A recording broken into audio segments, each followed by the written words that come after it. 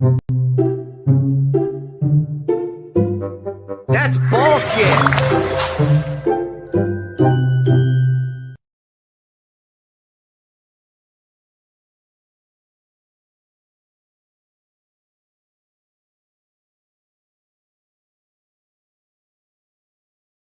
That's bullshit.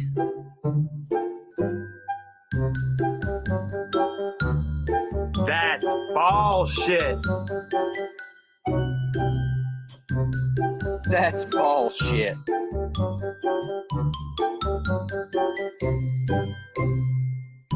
Hey, how's it going? What's up, everybody?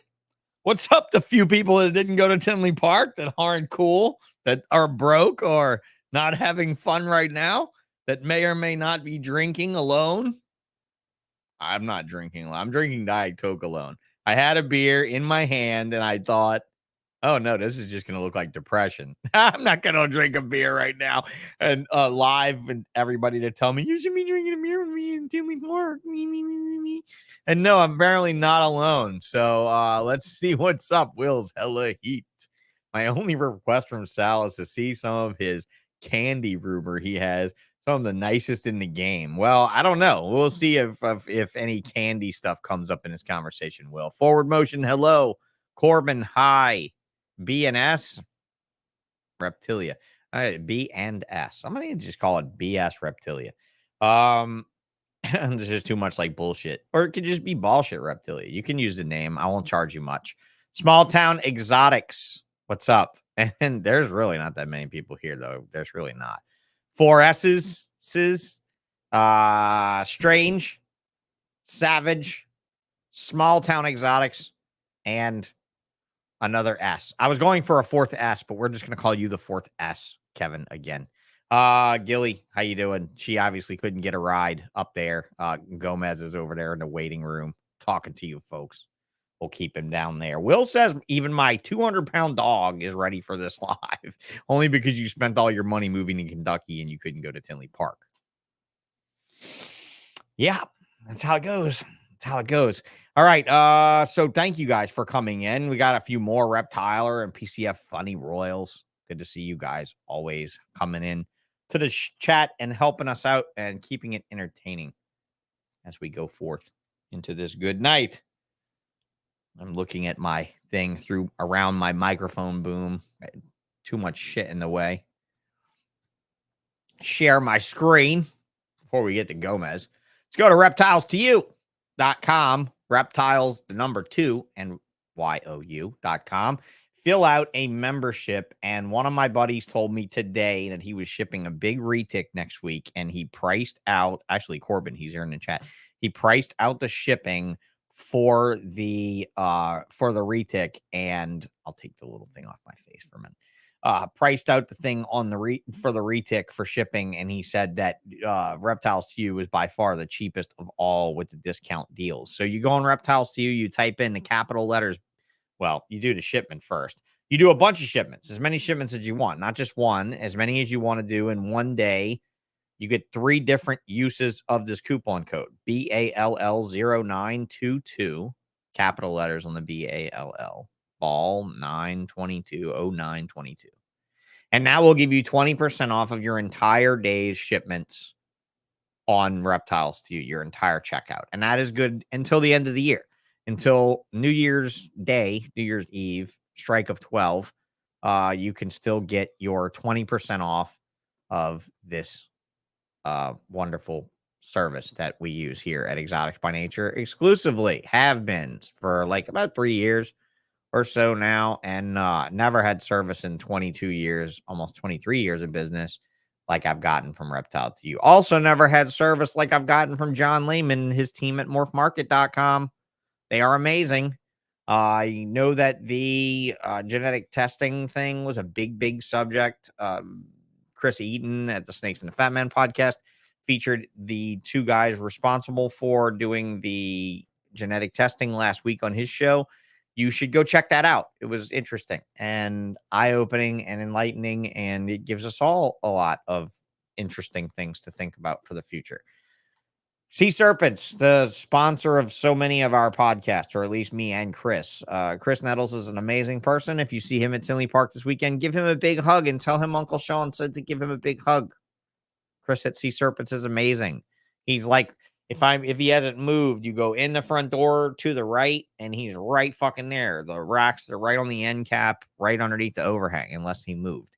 Rack systems, incubators, accessories, and stuff. C-SERPENTS.com. My site, Exotics by Nature. That's one thing I want to keep mentioning because I never used to mention it on this podcast, and now I just want to. So if you're looking for pets for yourself, for your kids, for your friends, any teachers you know that are looking for classroom pets, I do a lot of colubrids now, a lot of corn snakes, king snakes, milk snakes, etc., sand boas. Go check out my listings on MorphMarket and let me know that you heard about it on the Ballsh podcast. And I will give you half off of shipping if you mention this podcast from here on out. I'm not mentioning it. Not half off shipping if you've already made an order or whatever. I'm not going to refund you if you just made an order today. But if you hear it on this podcast tonight and from here on, you can just mention this podcast and say that I heard it on there that you would give me half off shipping. And until I run down on animals, and I need to take that deal away. usarc.org. Join the Reptile Nation, guys. Do something about it. If you're not part of the solution, you are a part of the fucking problem. Infinite Possible Pythons, the first and future second sponsor of this bullshit podcast. I've got one other guy that was waiting to be featured on these main shows. And here's what I've decided. All my friendly, wonderful sponsors in the chat, don't kill me when I tell you this, because this is the first you're hearing of it. I'm going to display some of your logos on this one and some of your logos on Off Topic Tuesday, but I'm going to mention you all every single time. But I don't want this looking too much like NASCAR. It already looks a lot like fucking NASCAR, and I'm not really a NASCAR fan. I don't have a problem with that. I do feel that race car driving is a real sport. I do think they're athletes, and I do know it's hard on your body. That does not mean that I want to necessarily look like the fucking Pennzoil car, and I'm getting there. So I got to spread out the logos a little bit because you guys have wonderful logos and they're colorful and they're all different, like NASCAR. So I don't want you to look like I don't want to make it so small that you look like the quarter panel decals, like right behind where the brake dust gets all over. And you're like, why the fuck could you not put my decal for the amount of money I pay you just an inch up and an inch over? Why? So I want to feature you guys in a nice way. So I hope you don't have a problem with that. Tattoo sponsor logos on your face, said Savage Constrictors. Apparently the Savages are giving free tattoos. We have a couple other people that have joined us. I want to do a shout out to Sound Scuba. Love the name. Chris Osborne. Is there a better name in the game than Exotics by Nature? I'm not really sure, dude. Everybody told me it was really fucking gay when I came up with it.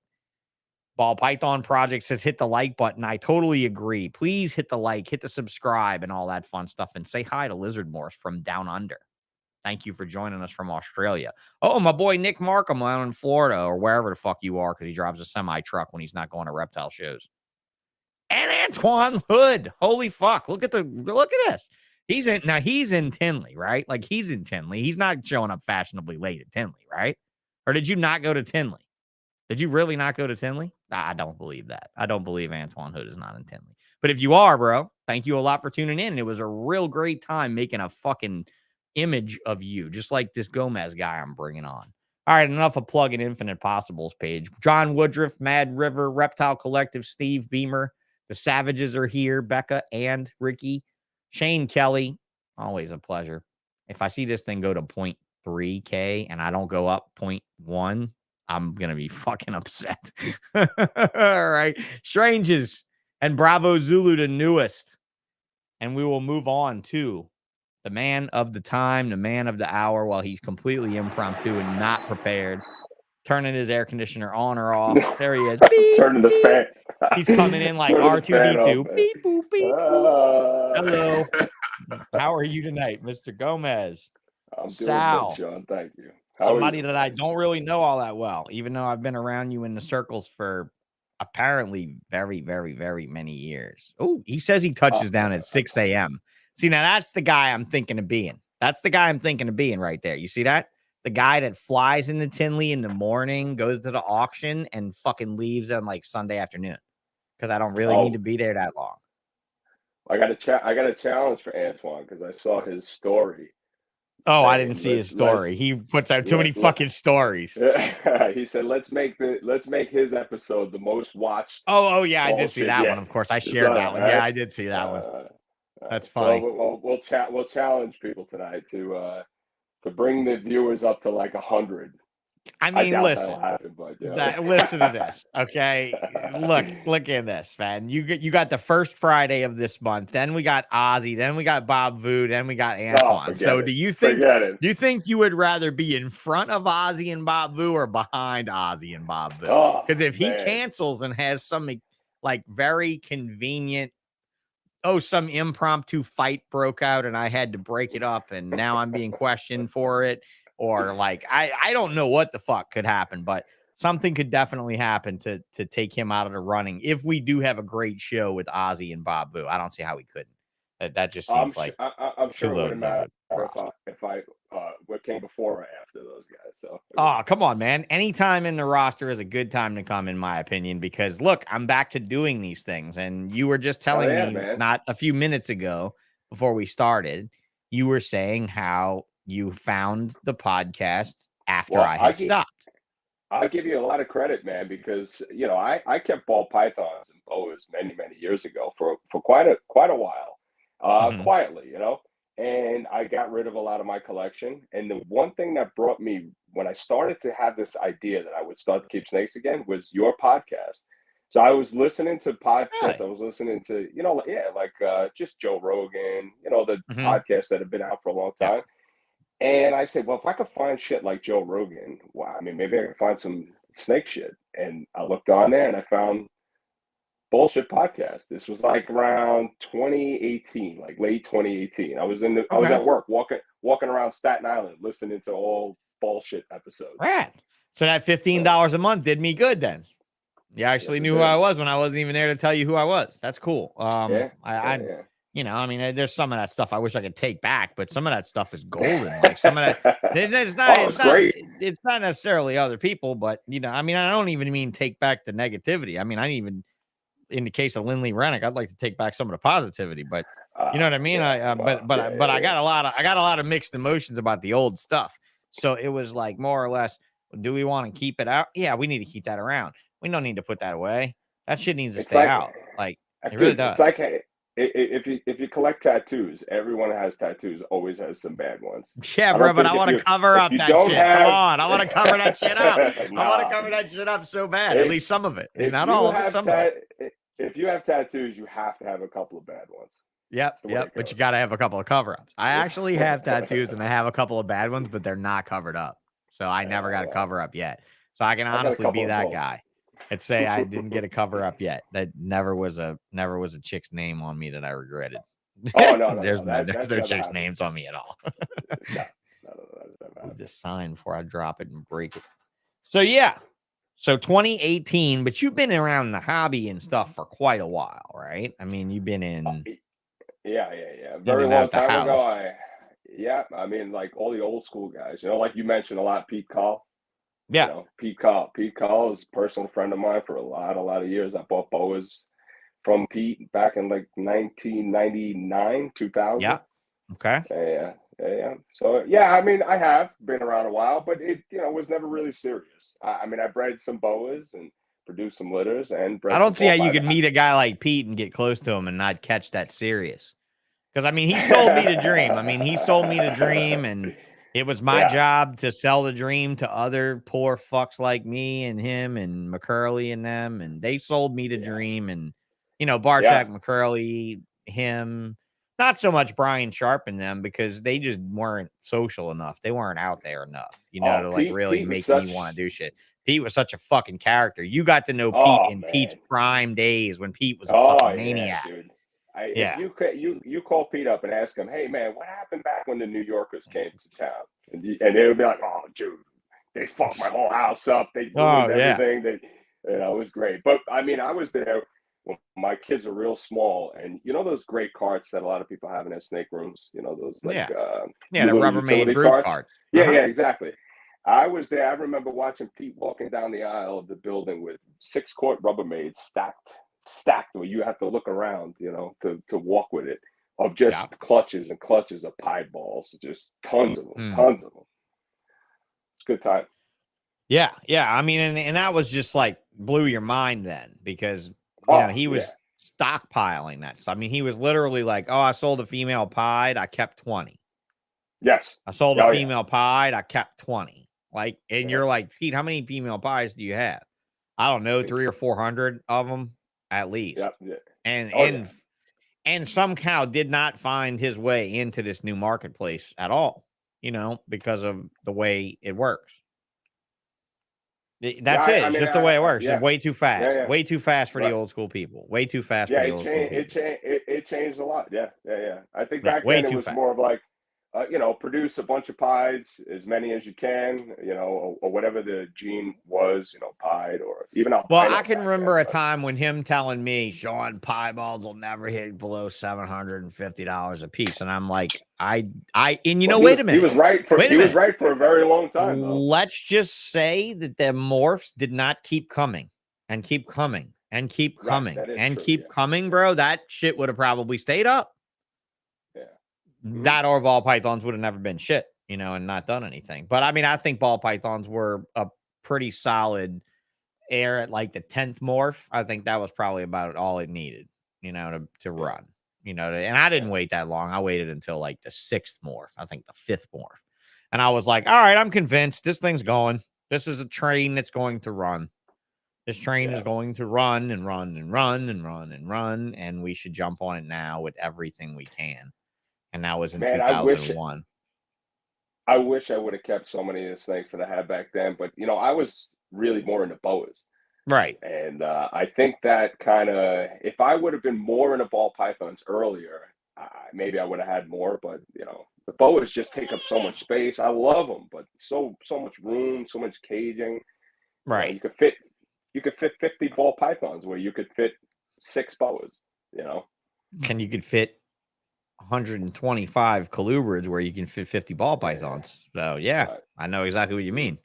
It's when I looked at this room that I'm in, this studio room, this is part of what was when I built this building out, was my original boa constrictor room. This room's like 12 by 30 or something, like 12 by 35. And this was all freedom breeder 4-foot cages and stuff. And it's just, you know. Yeah, space, a lot of space. Yeah. So now, I mean, Antoine makes me laugh. I got to bring that up. He said, I have 6 tattoos, but it's like skywriting at night. Oh my God. Gotta quit, bro. Gotta quit. Making me laugh too much. So yeah, it's a fine weekend to not be in Tinley Park. So yeah, I mean, I gotta get to one. I have to get to one of these shows one day. Like we were talking about. I was ready to leave right before COVID, but I have not been to Tinley or Daytona. You've never been to Tinley? Yeah. No. That's crazy. So that's what we were talking about, guys, right before the show started up. He was saying that it was right before COVID shut down when Tinley got shut down literally the day before the show. And I was going to get on a plane and everybody was like, dude, what if you get there and you're stuck? And I'm like, yeah, that wouldn't be good for me in the paraplegic state. I cannot do that. Like, no, I don't have any of my medical supplies. Like, I can bring supplies with me to last me a week. That's no problem. That'll fit in a suitcase. If I'm thinking about COVID lockdown in a shit city like Chicago where every motherfucker bleeds and, you know, like they had a mask mandate before COVID even hit China in Chicago. You know what I mean? Like Chicago was like, oh, we heard COVID hit Earth. Fuck it. Shut it down. You know, it's such a fucking shit. Well, dude, I'm not used to that liberalism. I'm not used to that level of liberalism. Okay. Like I'm a Louisiana guy. It's extremely Republican here. It's extremely opposite of that here. And when it shut the fuck down, dude, when it shut the absolute fuck down, it, no kidding. I was like, all right, I'm not going. And then all you guys no, you didn't go. So all the other guys posted about having all these parties in their rooms and just going room to room. And Daisuke showed up with like fucking $150,000, $200,000 in cash to spend and couldn't spend it because nobody was there, dude. And I hadn't even sold all my ball python collection yet. I don't think I hadn't even done that yet. I don't think it was finalized, or Maybe we had just finalized it. We had just finalized it because the people that bought my collection got me a room in Tinley. They were like, come to Tinley and hang out with us at Tinley and tell everybody we bought your shit. And I'm like, all right, that sounds cool. And they got me a room and everything. And I mean, I was going to pay for it. I don't think they were going to let me, but I was going to try and show up. And that's it. I lost my Southwest money because I never went and did another one when it's opened back up. So I know that's long gone, but at least I wasn't stranded there. But like you said, pre-show, dude, it looked like a good fucking time, man. It looked like when a reptile show gets canceled and there's not a hurricane that weekend. Because that was the only thing I could liken it to. Would be the weirdest fucking thing ever was Hurricane Charlie hit Daytona that year. That's the only other time I could say there was some weird ass, occurrence at a reptile show. But Marino, of course, said you barely go to local shows because you're always working. So what do you do for work, Sal? What do you do for work? Actually, I'm a truck driver. I work I work for the New York City utility. Okay. And, I'm a truck driver through the boroughs of New York City. Yeah. All right. And which one of those borough areas do you live in? I live in the outskirts. I live in Long Island, which is Suffolk County. Yeah. So I'm about an hour from work. All right. Which is not that terrible in a city like that. No. It's better out here. I want to say New York's. Yeah, you knew John Pirro. Did you ever know John Pirro? You ever met him? John Pirro? Yeah, he probably surfed the gap between you. He did a lot of high-end ball pythons in the earlier days. You hear me on this show talking with Limey about him a lot because Limey and him go way back with me and stuff. Yeah, we go way back with that stuff. Oh, yeah. But yeah, for sure. For sure. So New York, you're in Long Island and you're in your bedroom of snakes. I assume it's an extra room of the house or it's a basement room or what? Yeah. It's an extra bedroom in the house. Yeah. Okay. Well, yeah, we don't have basements in Louisiana, dude. So our basement collections have to be in buildings and fucking, garages and all that type of shit. Yeah, I actually don't have a basement here either. This used to be my kids' video game room. And then once I started collecting snakes again, I threw them out. And I took over. Nick said, fuck that, bro. You can have driving up there. Hacks off to you. Remember, he's a semi-truck driver in his time off from breeding hognose snakes and ball pythons. Yeah, well, I drive a semi-truck through New York City. So tell me about it. There's a skilled somebody. There you go, Nick. There's definitely somebody that I know now that's more skilled at driving a truck than you are. There's absolutely no way in the world you're as good as this guy at driving that, And man, New York City traffic is a fucking pain. Yesterday, I think I said about 7 hours of traffic at work. On the clock, though. On the clock, yeah, but it's still, I paid well for it. Yeah. It's okay. So what's up with this training thing you were telling me about that you got to do tomorrow? So apparently you're into running or doing something that most people don't do. Running, jumping. When someone's not chasing you with a gun. Yeah. Every time I tell somebody this, I get one funnier comment after the next. Oh. Yes, I'm running the New York City Marathon, and dude, it's a thing there, though. Like it's a thing. It's definitely a thing. I would not run it, but even if I lived there. But then again, I wouldn't fucking live there. I'd be one of you New Yorkers. I'd be one of those people that can't be away from the city without like injecting part of it into my veins after 12 hours or having some, detachment from loud noises and bad taxi drivers. And I don't know. I joke about it a lot in reference to California because I've actually never been to New York ever. I've been to almost every other part of this country, but never ever to New York. But California is where I've spent most of my non-Louisiana time. And to talk to people and tell them that Californian shit on Saturday Night Live is about as accurate as it fucking gets is ridiculous. And the New York sensibility is like kind of the same on a complete opposite bandwidth, which makes no sense to me. But I love knowing you real men from New York and not like pansy ass fucking Manhattan, well-to-do. I just can't deal with that level of person. Like I can't, if you're paying $7,000 a month rent for a 1-bedroom, we need not even have a conversation. You know, Right. I care less. But I mean, I do like knowing that you guys with some real, you know, grain to you and shit live there. So born and raised, lived there all your life, never would leave. I'm sure all your Oh family no, there I still. would I would leave in a minute. I would leave Would here in a second. Would you? What would be your Yeah, what would be your other thing? Because I really look, I'm not gonna lie to you. I know that Chris Eaton says he really wants like a ranch in Texas or like land and stuff. I just don't see it. I don't see it. I would love to see it. I'm not saying anything negative. This is not negative. This is not making fun. I would love to see it. But and I know there's a lot of country in New York, right? Like there's a lot of country in fucking New York. Upstate New York especially. Is, Upstate's sure. worse than this. Yeah, worse than this country here. No doubt. But I don't know. So I if just don't upstate know New if York, Chris could make it. I don't know. if upstate New York had, well, without getting too political, but if they had the gun laws that you guys have in your state, yeah, I wouldn't leave because I love the mountains. I love the woods. My family and I hunt.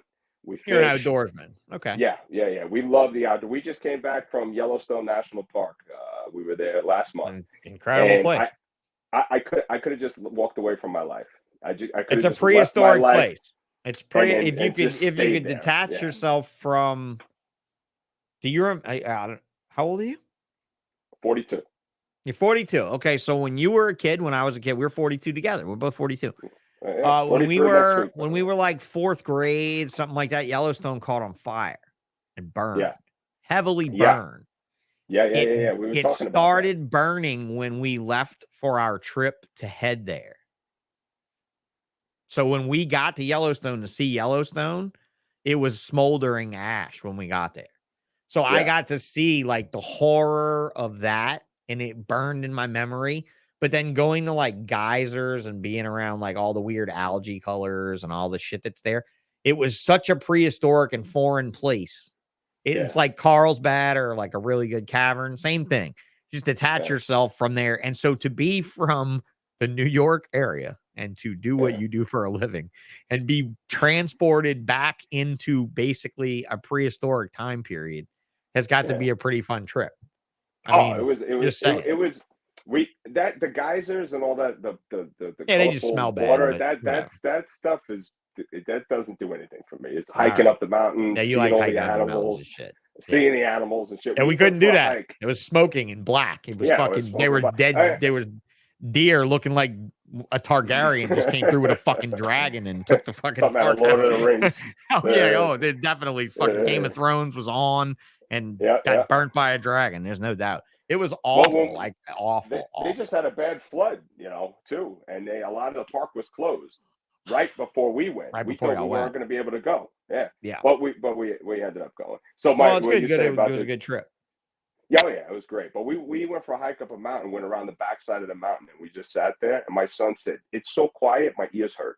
That's how quiet it was. It was like you could feel it. It almost like pressure on your head, Right. Fucking great.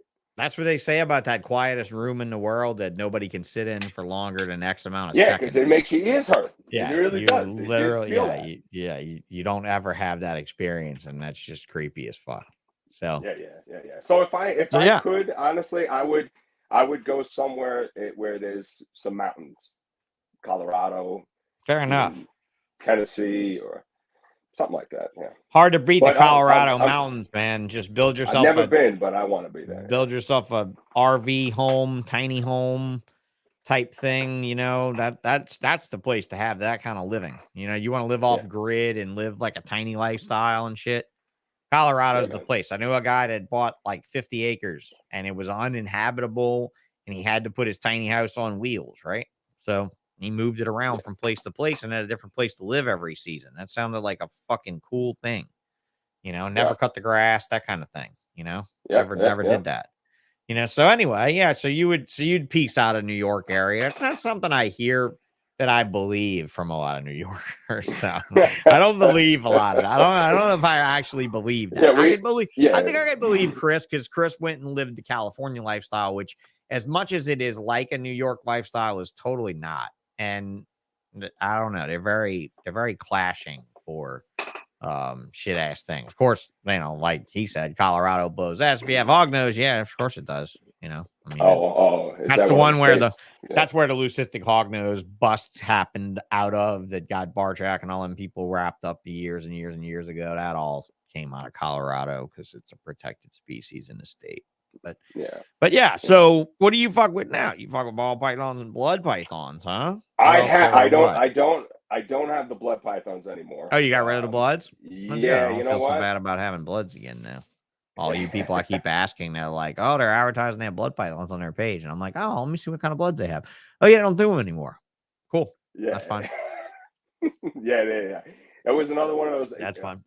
I love blood pythons, but again, it was taking a lot of focus away from what I wanted to do with ball pythons. So right now, all I have is ball pythons. That's it.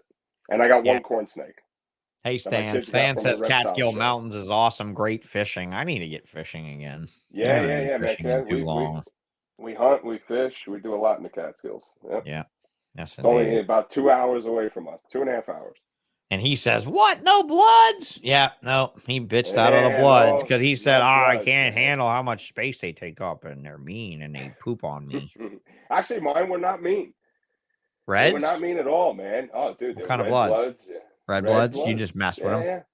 Yeah. I would take them out and fuck with them, and they were not mean. One or two when they were smaller, but as they got big, they were fine.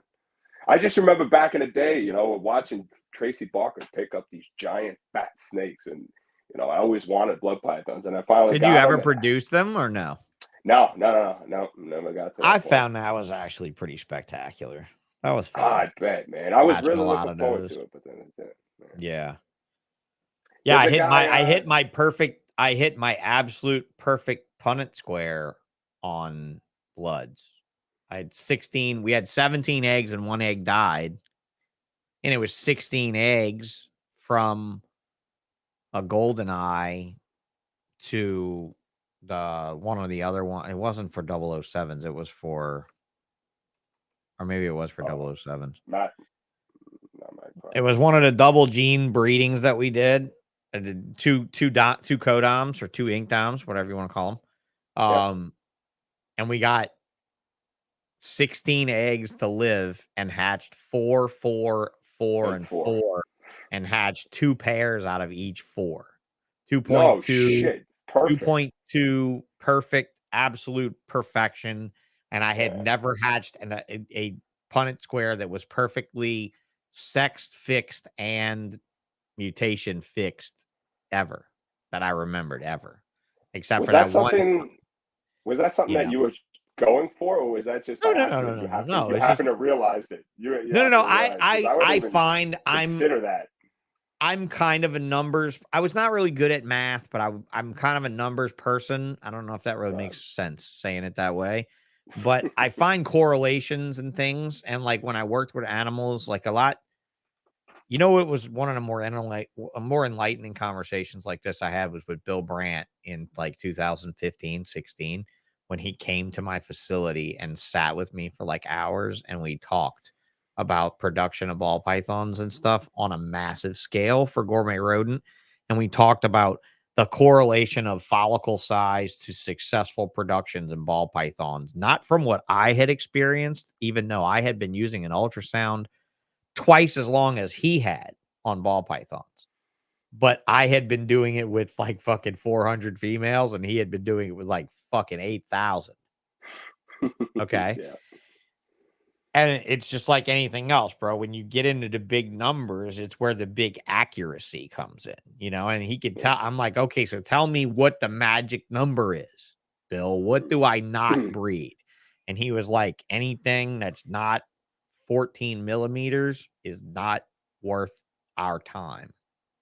And I'm like, oh, okay. So what's the correlation? He said of 5,000 females studied, 31% of them that were bred under 14 millimeters produced.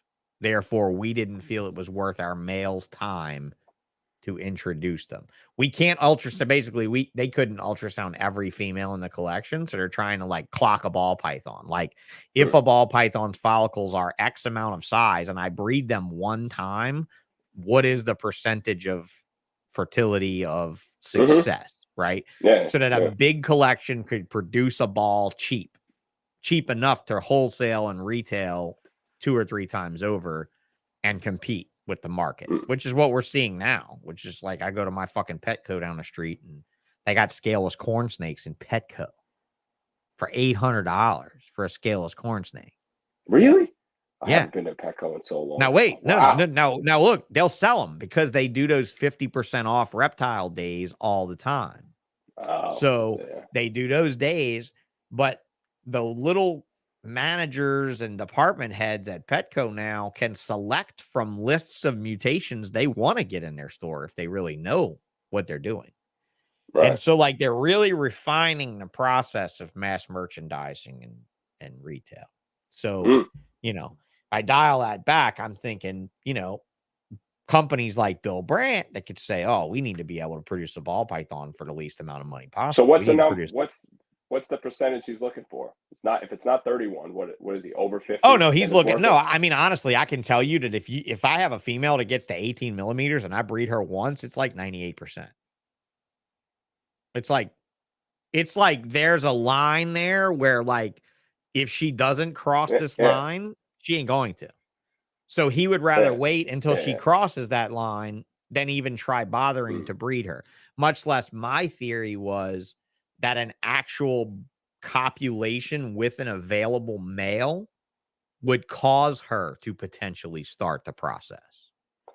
That's one of the things that I got confused about with using the ultrasound, right? Is okay, so you're going to wait for a female to get up to 14 millimeter follicles, but sometimes if you don't introduce the male, at some point they may not. That's the question, though. That's the question, though. Or the question is, where is the point?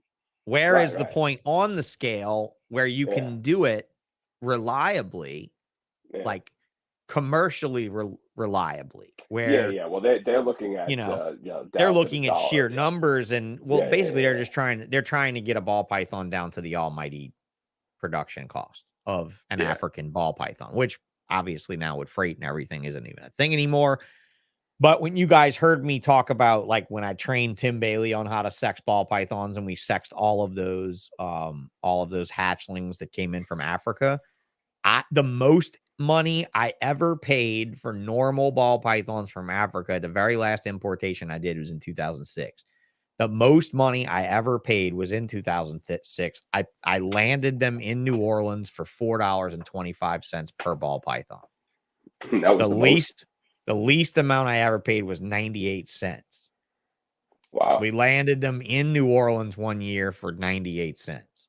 But we bought how many was that? I think we bought 5,000. I bought 500 and a buddy of mine bought, I don't know. It was, but I mean, dude, now that's probably like $20, $15, some shit, $10 for like the bells, for like the bells, for like Mark Bell to buy like fucking from Noah to buy.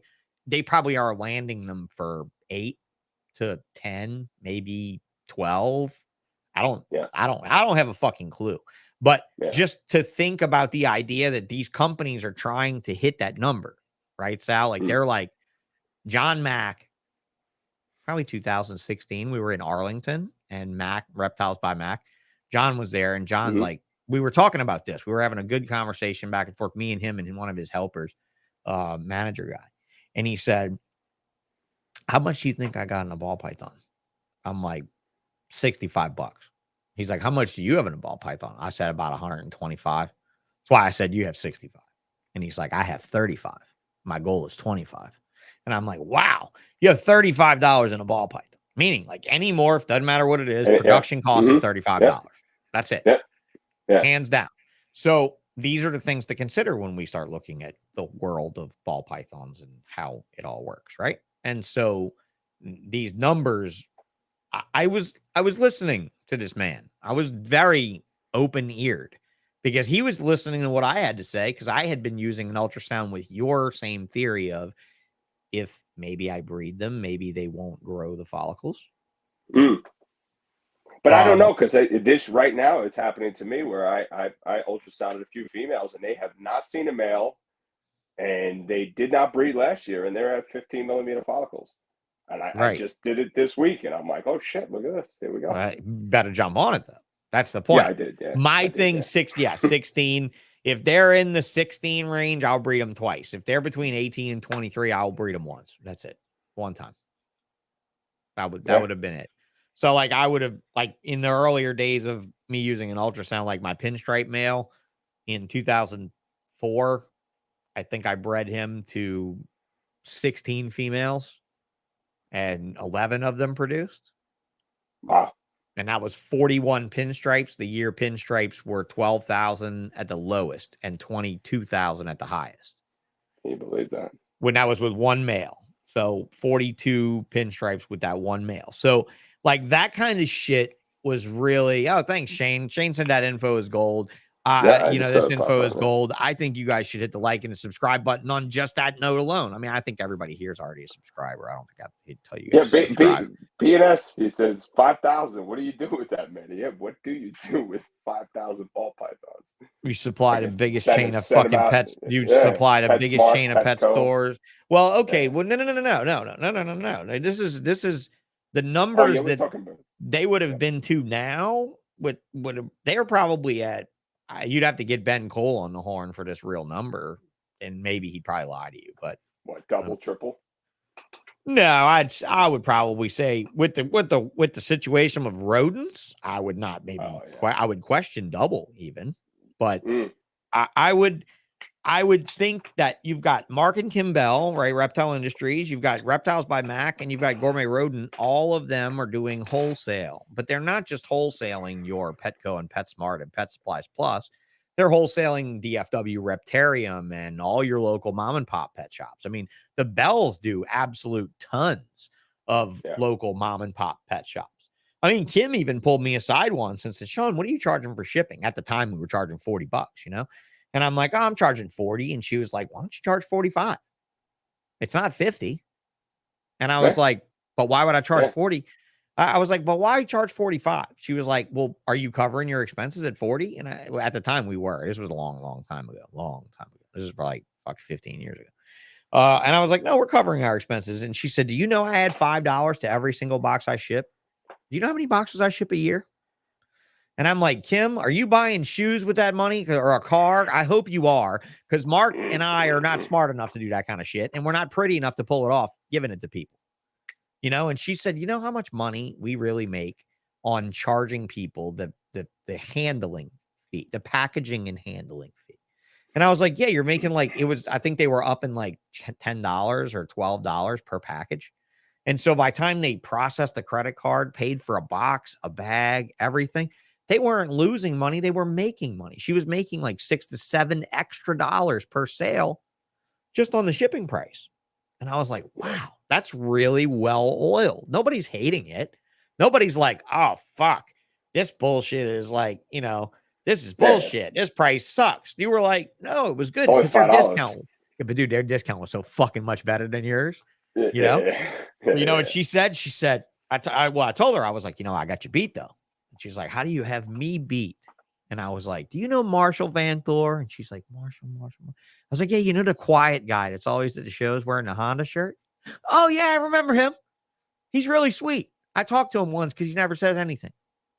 And I said, yeah. I said, you know, we get to use the Honda account for FedEx. Do you know what the discount level is for that? Oh, dude, the whole entire time that Marshall owned Honda in the Honda dealership in Colorado, and for some years afterwards that he didn't, he was still using the Honda account. Because, I mean, it bills his card, but it uses their discount. Sure, yeah. He would ship from Fort Collins, Colorado to here. Wait, the biggest U-line shipping box full of ball pythons that they have, like it's like 36 by 24, but it's fucking huge. You could put like $125 for like $35. Yeah. and a regular like 7 by 7 by 6 box was like $12 or some shit. Wow. See you, Shane. Shane's got to run. He's got to go do some work or something. Later, Shane. See you, bro. Take it easy. Yep. That's So I mean, brilliant, these people, because not only are they wholesaling all of these stores, they're tacking on these little bits. Now, maybe that's bullshit, but I don't know, man. It hurts being a little guy. You know, I mean, You know I'm a what? little You know guy what a right now. box? You know what a box costs? 7 by Yeah, 7 by 7. I shipped one to yeah. California 2 weeks ago. Wow, what did 98 that cost? bucks. Fuck, you should have 98 got on bucks, the man. Reptiles to You discount and done that Ah, coupon code, you fucking dumbass. Should have done yeah, that. Should have been listening to bullshit like some of these other people, you know? well. I mean, like Will over here primping me up saying every week bullshit info is gold. That's why it raises it above the rest. I mean, honestly, I don't know what other people are delivering you guys for podcasts because I spend the rest of my week fucking with these machines and stuff, trying to make some new business for myself because I don't really, I love my employee, but I don't really want to rely on animals and stuff anymore, man. It's just too hard. It's too much. Yeah, It's too yeah. hard. The overhead's too high. Keeping quality up is too difficult in today's world with the amount of money that's flying around right now. It's just too hard, you know? And so like I kind of look back, you know, like you say you wish you'd still had those snakes from back then. Do you think you'd have stuck with it though? Had you Well, had you bred them? you know, Would you have gone to a no. reptile show and bought displays and got a banner and did a website? And I mean, you I got that trick don't ass think sign so. behind you, which is, you know, looks amazing. We talked about that pre-show, but I mean, Yeah. things like that sign right there. Yeah, no, I'm going to say no. I'm going to say no because I mean, I'm at a different point in my life now than I was back then. So Sure, I your didn't youngest have, kid's 15. Your oldest, your second yeah, kid, your oldest kid's what, 17? You said 17. Yeah, 17. yeah. So I didn't have they're that at the mindset, edge. Right. And they Yeah, probably yeah. had fun getting back into this in 2018 with you, right? Like Oh they yeah. had a More blast with so, it for a while till girls came in. yeah. More so my little guy than my oldest. But Okay. yeah. So yeah, you're right. I often say that I wish I would have continued to breed and do what I was doing back then, but I don't know. I can't say that I would have continued as it is. But now when I came back into this and doing this, I've kept a small, manageable collection. I breed what I want. I don't need the snakes for income. You know, this is a lot of. I like making money off of them. You know, and make a little bit to put back into And the there's not a business. grown man Mm. alive other than some of us. And there's Limey right there. That some of us, Limey, hello. I mean, Nucleus with the Royals, paint. hello. Some of us that I don't know, the luxury of having a hobby that is carbon neutral in a money Yeah, burning carbon sort of sense, that yeah, special right. carbon, that carbon it smells, that your wife smells and is like, I think you burned up some money today. How much fucking money did you burn it up today here? You know, I see that and I'm like, this still has allure, right? This still Oh has yeah. luster. Oh You know, yeah. Pete sold you Yeah. the dream years back. Pete Oh, sold you absolutely. some Yeah. degree of a dream. You just didn't carry the dream on enough to be intoxicated from it and have your own delusions of grandeur. Well, You know, when I pull met Ron Pete, up it there. Hey, was Ron, what's going on? You got power back, when I. Ron? Oh, Ron. Yeah. Yeah. Just say what's up. He had no Does he? power I last think week. he. He had no I, power last week when we did that show. I don't know if he got I power think back. He he's said it'd two be people another that need week. to get Hopefully he's back up and line going. with Sterling. Yeah.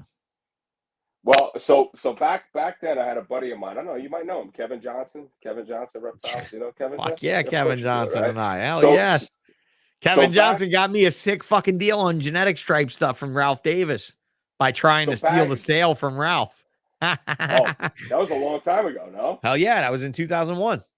Yeah. Do you know that I was 21. I hatched out Kevin's first genetic stripe ball python in my apartment in a wooden box incubator. It was, I think this thing was about I'm 10 not grand back surprised. then. I'm not surprised.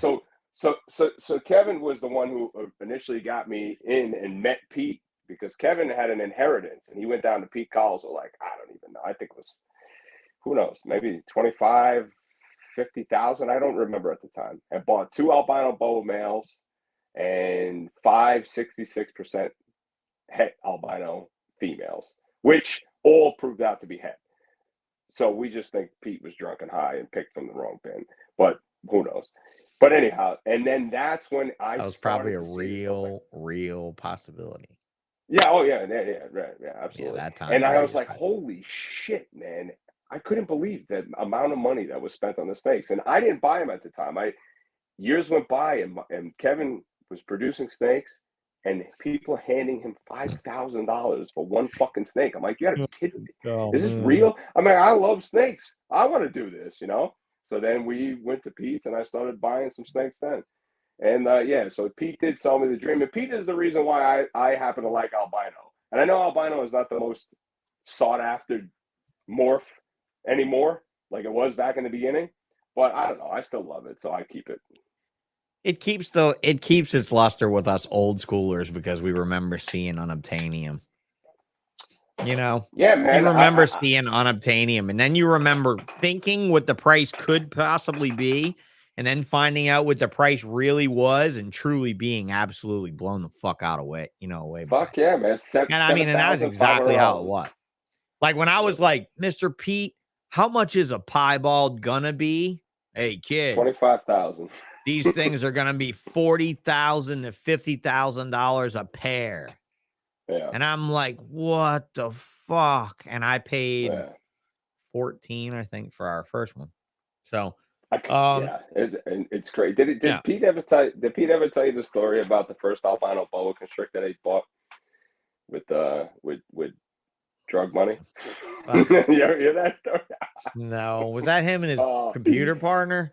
That was him and Angelo or whatever the guy's name was that owned the computer and what was his name? The guy he was in the computer company with. No. Because you knew that guy blew up, right? The guy he sold out of the computer company with. He thought he did a great thing because he sold out of the computer company to buy into that's when he bought into Berms. He sold out of the computer company. He bought into Burmese. And then he's like, I'm gonna be fucking huge with these Berms. And his friend with the computer company was like trudging along, and his friend was all jealous and angry at him about the berm thing working out so well. So then the boas and shit hit, and Pete was like on a rise, right? Then him and the friends weren't taught, him and a little partner weren't communicating as much or something like that. I think is how he told me. And that he caught back up with the guy after he had made all this money with pieds and albino boas and everything. And the computer company was like worth way more. And it was like, the dude was like, fuck, I'm mad I didn't get into the snakes with you. And then Pete's like, well, I made the smart choice and I got into the money with the and then Pete years later looked back at the guy, and the guy had just taken the fuck off after the whole Y2K thing hit and computers just took off and phones and shit took off. The dude was like, oh man, I'd have done better never fucking with these fucking snakes. I would have made so much more money just riding that computer programmer's coattails into the fucking sunset. And that's the irony too, dude. I did the same thing. I almost gave up my snake career entirely in 99 to pursue web design in 99. And my cousin did that in 97 and is retired off the coast of Portugal right now. Son of a bitch. Oh, dude, he's got a house in California, a house in Italy, a house in Portugal. It's fucking disgusting. So anyway, I don't know. He has more money, but I'm known by more people. I don't know what's worth more. Obviously, money. Money. Money's not worth more to my daughter's children, though. Maybe if YouTube still keeps some of this bullshit around, maybe they can look back and say this was kind of cool. So what do you think about that with the kids in your world, with the boys? They've kind of lacklustered out of the snake thing. I mean, they became teenagers, man. You know what happens in that. I don't know what happens on. I caught an aquarium and reptile addiction when I was a teenager, so I don't fucking know what happens on. I was not the quintessential American teenage boy. So I have no idea. And I caught a reptile addiction, yeah. So I think maybe I screwed it up for them because I had a lot of this stuff, right? So to them it was just normal. Like to me, it was I could not access this, and I wanted it, and now it's here. And it's at their disposal. Whenever they want to come in here, it's here. And they're like, oh, yeah, to their friends. Oh, yeah, my dad has a room full of snakes. And they go, what? He has what? Yeah. He's got, yeah. all these snakes. Yeah, they're the are most worth all this interesting money. household in the whole entire Yeah, county. they but care. Now their friends care, and they're like, Right. oh yeah, it's nothing, Yeah, they have fun with it, but it's really just me. It's just me. Yes, indeed. And look, Ron says, I'd love to be an anonymous billionaire any day. Dude, there would be I'll take nothing it. anonymous about you being a billionaire any day. I'm going to tell you that right now. You'd be at a reptile show like Miguel Garcia dropping loads. Everybody already knows who you are, and they'd be lined up to take your fucking money. And you might actually have a shot with the real J-Lo. But at that point, the question lies, do you actually want her? Or is there much higher top shelf than J-Lo? Because she was a dancer on a shitty well, it wasn't shitty. In Living Color was a great fucking show. In Living Color was a great fucking show of our time. But she was just a fucking line dancer. Like literally no different than any other decent looking chick at a country bar dancing in a country line dance. That was Jennifer Lopez on one of the Fly Girls, right? It's not what you. Yes, exactly. She was one of the Fly Girls. Not what you know. It's what you. It's who you know. Like what Jamie Foxx said on his comedy show. He didn't know her when it was J-Lo. He knew her when it was Hey Ho. That's what Jamie Foxx said. I didn't know her when I knew her before it was J-Lo. It was Hey Ho. But there again. Yes, indeed. Yeah, and that's it. She will leave you and fucking she will take half your snakes. That's exactly it. Yep. Even E.B. Noah would be making house calls with new snakes. I wish E.B. Noah would get his fucking ass out into the wilderness and find some ball pythons because, I'm just blown away that we imported a new morph every other day for 20 years and now we got nothing. That seems weird. Get back out there and spray paint those snakes again, Noah. Get back out there with those party drugs. Paint them red on the internet. I'm not looking away, by the way. I'm not ignoring. No. You're watching the chat. I know what you're doing. Yeah, I know what you're doing. My laptop over here. No, I know you're not watching stocks tick or anything like that. You're not a crypto trader during this show or anything. I don't get into that. Nah, he don't fuck with any of that shit. Yeah. So just go to work and breed snakes. Go to work and breed and breed ball pythons. Come on. Ball pythons. My buddy has always said, ball pythons. Yeah. My buddy has always said you can't polish a turd, Sal. You can't polish a turd. Yeah, that was his likeness to a ball python. Yeah. Yeah. Well, Savage says rumors there are a collection of new morphs to be released periodically. Have you seen West Africa in fucking Dave Kaufman's videos? I'm pretty sure if there was new morphs coming out of Africa anytime soon, Savages, they would have came out when government gave out free money 2 years ago. If I know Noah as well as I think I might know Noah, I know for a fact the minute Trump said free money for any COVID people, free money for the world, and Noah would have been like, I want that free money for EB Noah. I'm even and he'd send you a letter from like Donald Trump's administration saying, this is why you should buy ball pythons from me. I always say on the show, I always resisted the urge. And every time, dude, he'd come to Daytona dressed in his robes and he'd go table to table at all the ball python people, and be like, hello, I am Noah. I would like to sell you a ball python. No, Noah, no, I am not losing my money like that. No. You saw a whole bunch with Broheimer in Europe. That'd be the guy. See, this is why he's coming on this podcast soon. He told me as soon as he was done with a bunch of traveling and shit he was about to do, because he didn't want to do it on the road, that Mr. Steffen's going to come right here on this here podcast and talk about these here ball pythons from Africa. I don't know. This is why it's good that you're back on doing this, man. Because a lot of these old time stories, a lot of these shit. Yeah. I don't know. It's fun. It's fun. That's fun. I'm having fun, and I'm not soapboxing, not much. I don't really think I'm doing it at all, but that means I'm doing it a little. Because there's no way you're going to turn it off all the way. But I mean, there's nobody that has done what Steffen has done in Africa. Nobody.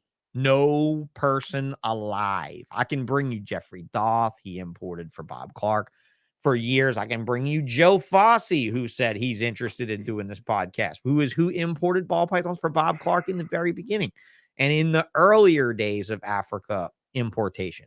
Joe Fossey would be a great name. Actually, the Bauds on here also have been really pushing for that Joe Fossey, right? Fossey's his last name.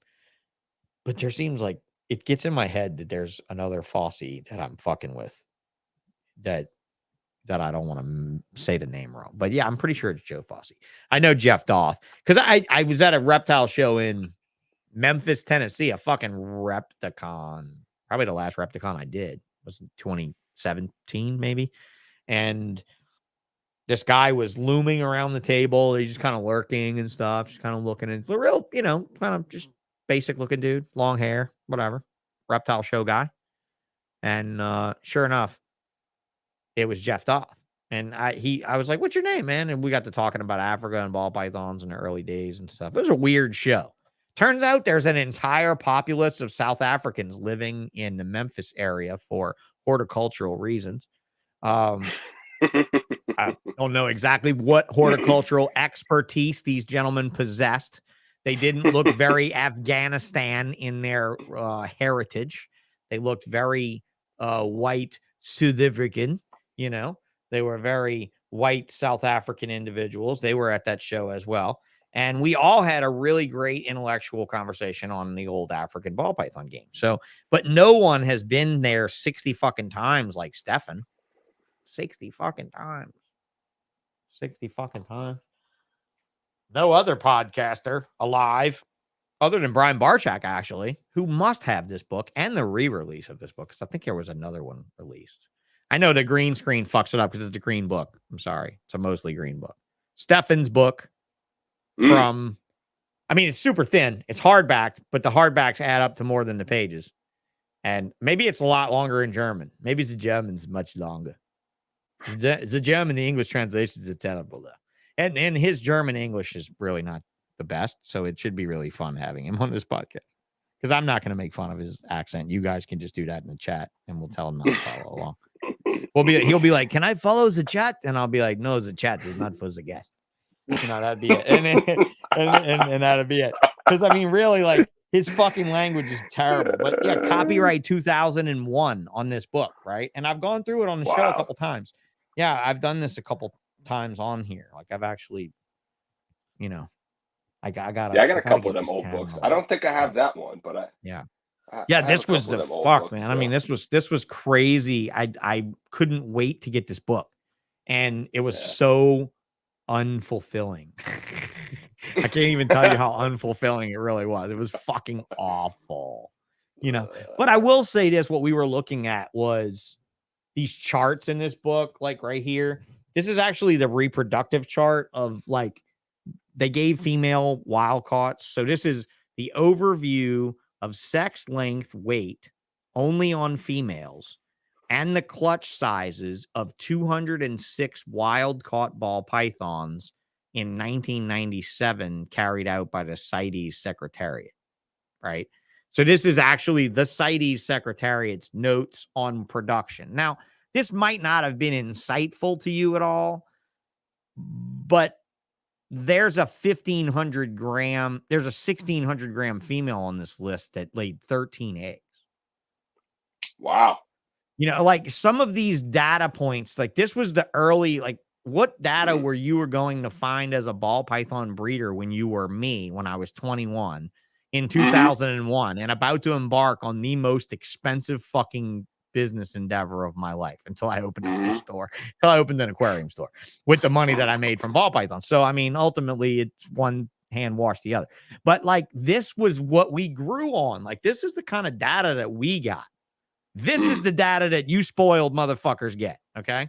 Just like those reef aquarium guys with the dimmable lights and the wave pumps that make like ocean water where clownfish are like fucking in the sumps and stuff like that whole thing. Yeah. That's all new. Okay.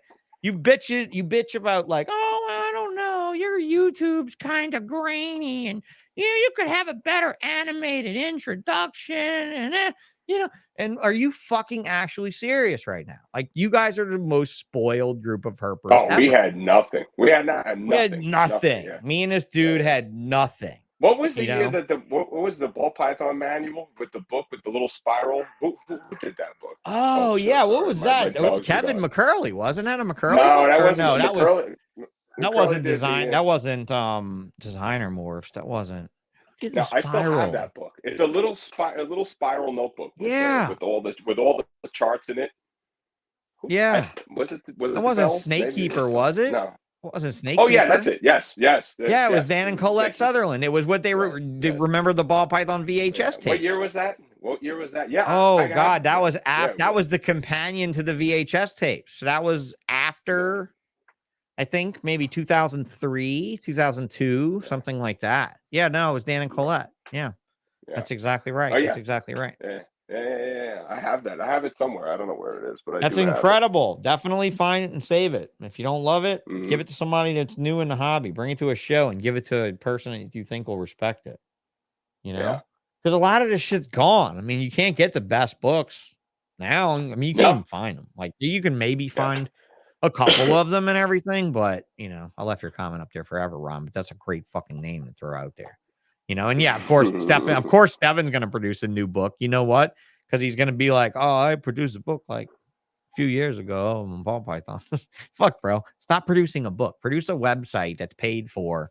Spend as much money on producing, on paying a website's fucking subscription rates as you spent on publishing books. Because I'm not going to lie, books are not for these people anymore. VPI was Pythons of the World. Yes, Pythons of the World. Yeah, I have those too, man. Yeah, the big heavy. But that was not that long ago. That Pythons of the World was like it's in the last 10 years. The first one, really? It was only 10 years. The big fat one? Oh, maybe not. Maybe not. I'll be honest. The last decade kind of flew by. I go into a time warp, man. I don't know when these years happen unless I can attach something very clear to a certain year, like the year. Well, that's why I like reminiscing with you old school guys on what you remember about the marketplace and its state of affairs. Yeah. Because I mean, it was different, but it wasn't that different. It was just not as tech integrated. I mean, it wasn't. You didn't have these resources. We had King Snake. I mean, Savage said I had you, Sean. And the J&J Royals himself, Josh, he said that my website with my clutch production records, and Ralph Davis's clutch records we were the only two people in the world that were giving all that information just free, like not caring who knew what. And then, look, I'm going to hide that information. They didn't want to tell you. What are you talking about? Certain people, every motherfucker that wasn't me or Ralph Davis. They didn't want to. I wasn't going to Ralph. It was okay to breed a ball python at 18 months if it was a certain size or weight. Oh no, you got to. Dude, I remember when we produced spider balls. The year that spider balls we produced spiders the year spiders were, I think, 15,000. Yeah. Something 10,000, 15,000, something like that. Yeah. But Corey Woods did too, because Corey was also Ralph's other guy. Yeah. Ralph's other little guy. Ralph's other guy that's the same age as me and this guy right here I'm with. We're all the same age. Corey was born October of whatever fucking year, 1979 as well. I do believe that. Him and I are almost exact same age then. I'm October too. I'm the 24th. So. Oh, get the fuck. I'm the 19th. Yeah. Happy birthday. Same to you. Yeah, man. Over here choking, trying to take medicine because my spasms are killing me over here. Things are knocking me around. Worst thing of being fucking paralyzed, dude. And I was like a month into rehab, and we went to this, my very first, I guess you'd call it a support group meeting or whatever. Yeah. And there's a woman next to me who's been in a chair she's a quadriplegic, so she's fucked from the neck down. She'd been in a chair for 20 years. There's a guy who's a paraplegic who is the coach of the New Orleans wheelchair basketball team. He's been in a chair for 30 years at that time. No. She'd been in a year for 10. She'd been in a chair for 10. He'd been in a chair for 20. And the guy there giving the support group talk had been in a chair for 30. Now, he was a quadriplegic from the neck down, and he was a Olympian, dude. Gold medal champion. Had the land speed record in a wheelchair for fucking 30 years straight and shit. And was a gangster, right? So great guy to have at a hospital with brand new injured motherfuckers like me and a couple other people that were in there, right? Yeah. So the takeaway from it was when I went to it, I thought the worst thing was this side effect called autonomic dysreflexia. It's weird. Your body freaks out. You could have a heart attack, a stroke, all kind of things just because your toe's crooked in your shoe. Like it could be that kind of weird stuff. That's like but as soon as the doctor told me about it and I learned about it, I was deathly afraid of it. Okay. I mean, it was mortifying me. And so I go to the support group and we're sitting there and, you know, I'm like, what's the worst I can expect? And they asked me my level of injury. I'm like, well, I'm a thoracic. And the basketball guy's like, oh, that's me. I got the same level of injury as you. I've been in a chair now for 20 years. I can tell you right around the 8, 9, 10 years, something like that, your spasms are going to be so fucking bad. You're going to not even, and then by the time you're my age in it, you'll know how to deal with them and you'll just deal with it, you know, and that's it. And certainly this isn't like the last couple years, last year or so, the spasms have gotten worse. But the woman next to me, and she was like, was that your biggest fear, spasms? That was my biggest fear. And I was like, no, my biggest fear is this autonomic dysreflexia stuff. She fucking reaches out with her hands floppy, you know, because she can't even hold her hands really well. She can work a joystick on her wheelchair and shit. She reaches out, she flops her hand and hits me, and she's like, ha, don't worry about autonomic dysreflexia. That happens every time I get fucked. And I look at her and I'm like, how many times is that?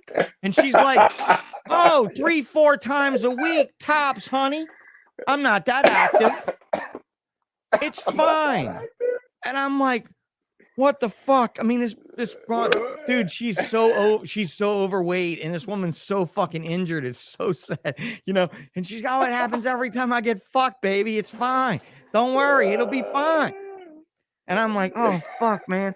So now I got to worry about the spasms because autonomic dysreflexia is probably not that big of a deal. You know, it never happened to me when I fucked, but apparently I'm not a female. So, yeah, and it just unbelievable.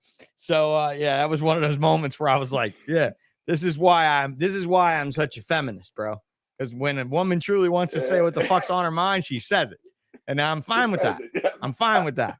As long as women around me all understand you have that same power. You can say what the fuck ever you want to say, whenever you want to say it. Doesn't matter to me. Does not matter. So, how long you been married? It's a fucking great story, by the way. Right? It was one of my takeaways. Fuck, every time, 2-3 times, 3 nights a week, tops. And I'm like, I'm not a slut. Yeah, something like that. 2-3 times a night, a week, tops. I'm not a slut. Something like that. I don't know. It was fucking hilarious, though. Bitch had a $60,000 power wheelchair, though. 60 fucking grand for a fucking wheelchair for this poor woman just to go out and get dick. And she probably used Craigslist. She probably didn't even need the fucking wheelchair. So yeah, how long you been married? 17 years. Wow, that's successful. Yeah. That's great. Yeah. On the onset of the child or before the child? The good Catholic New Yorker Italian guy or what? So we were engaged to be married, and then we got pregnant with my first son. So then we moved the wedding up. Because, you know, when we were kids, right, that was still a thing.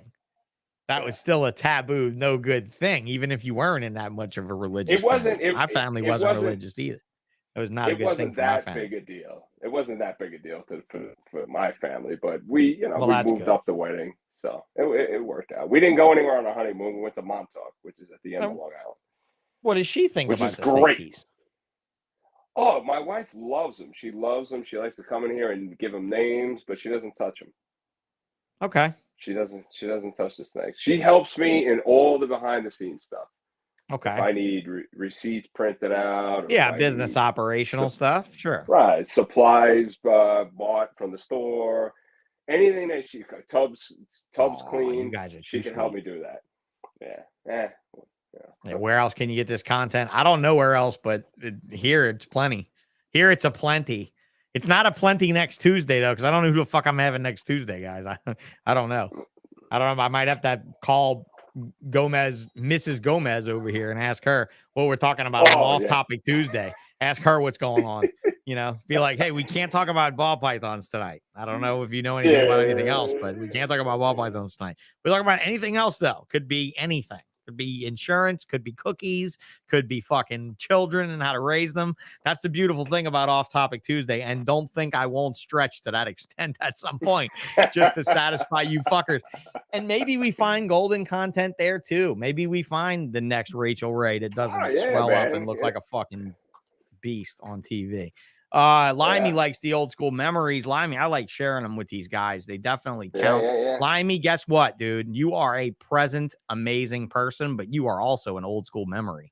I just want you to know, because it doesn't get much more old school and authentic than him. I wish I would have dug up some old pictures that I have, like when you actually had to go. And dude, you should do that sometime, and I we should get on. You some then. Yeah, we should do that. We should dig some up. Pictures of like the first pie balls produced. I got some pictures of.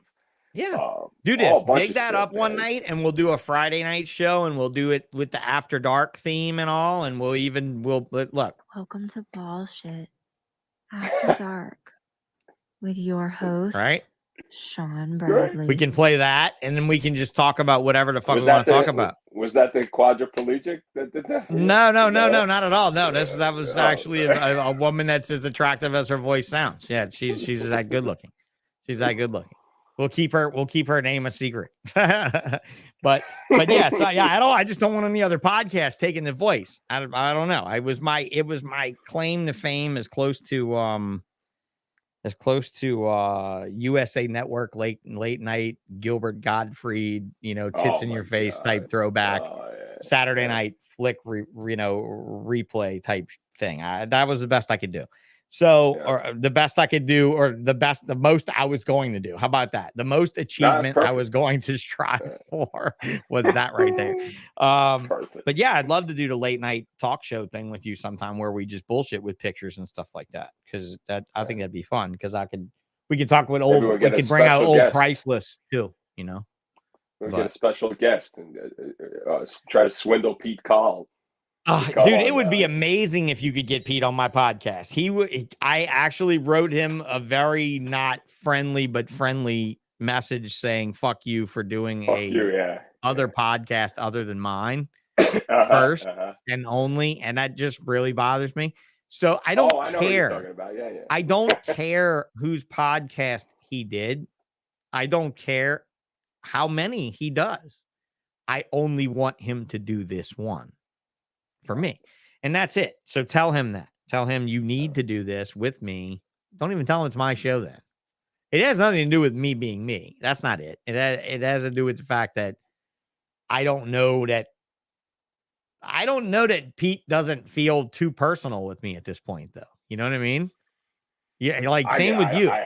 Same with you. Yeah, I haven't. You know what I mean? Like we're like, oh, you guys remember when I was the king of this, and my, like he's gonna be like, oh, you guys know me too good, and I don't know.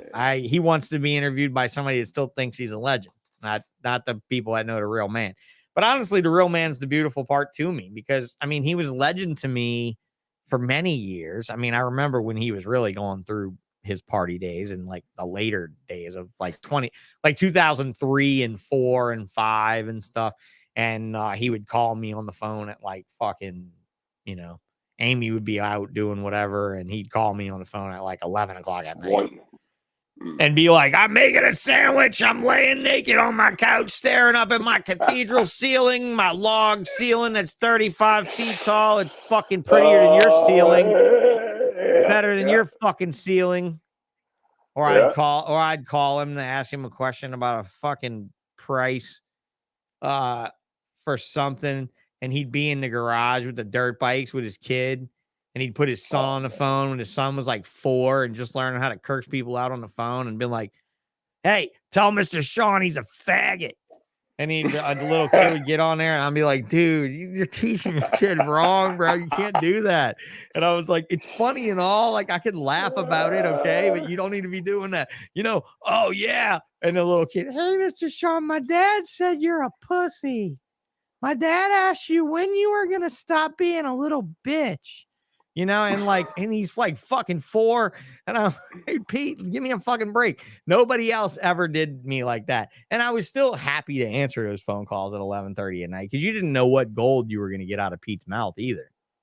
you know, and be like, Oh, oh yeah, I yeah. bred this to that and this fucking thing and there, you know, and he would tell you something and you'd be like, oh, that's something no one else knows. That's fun, you know.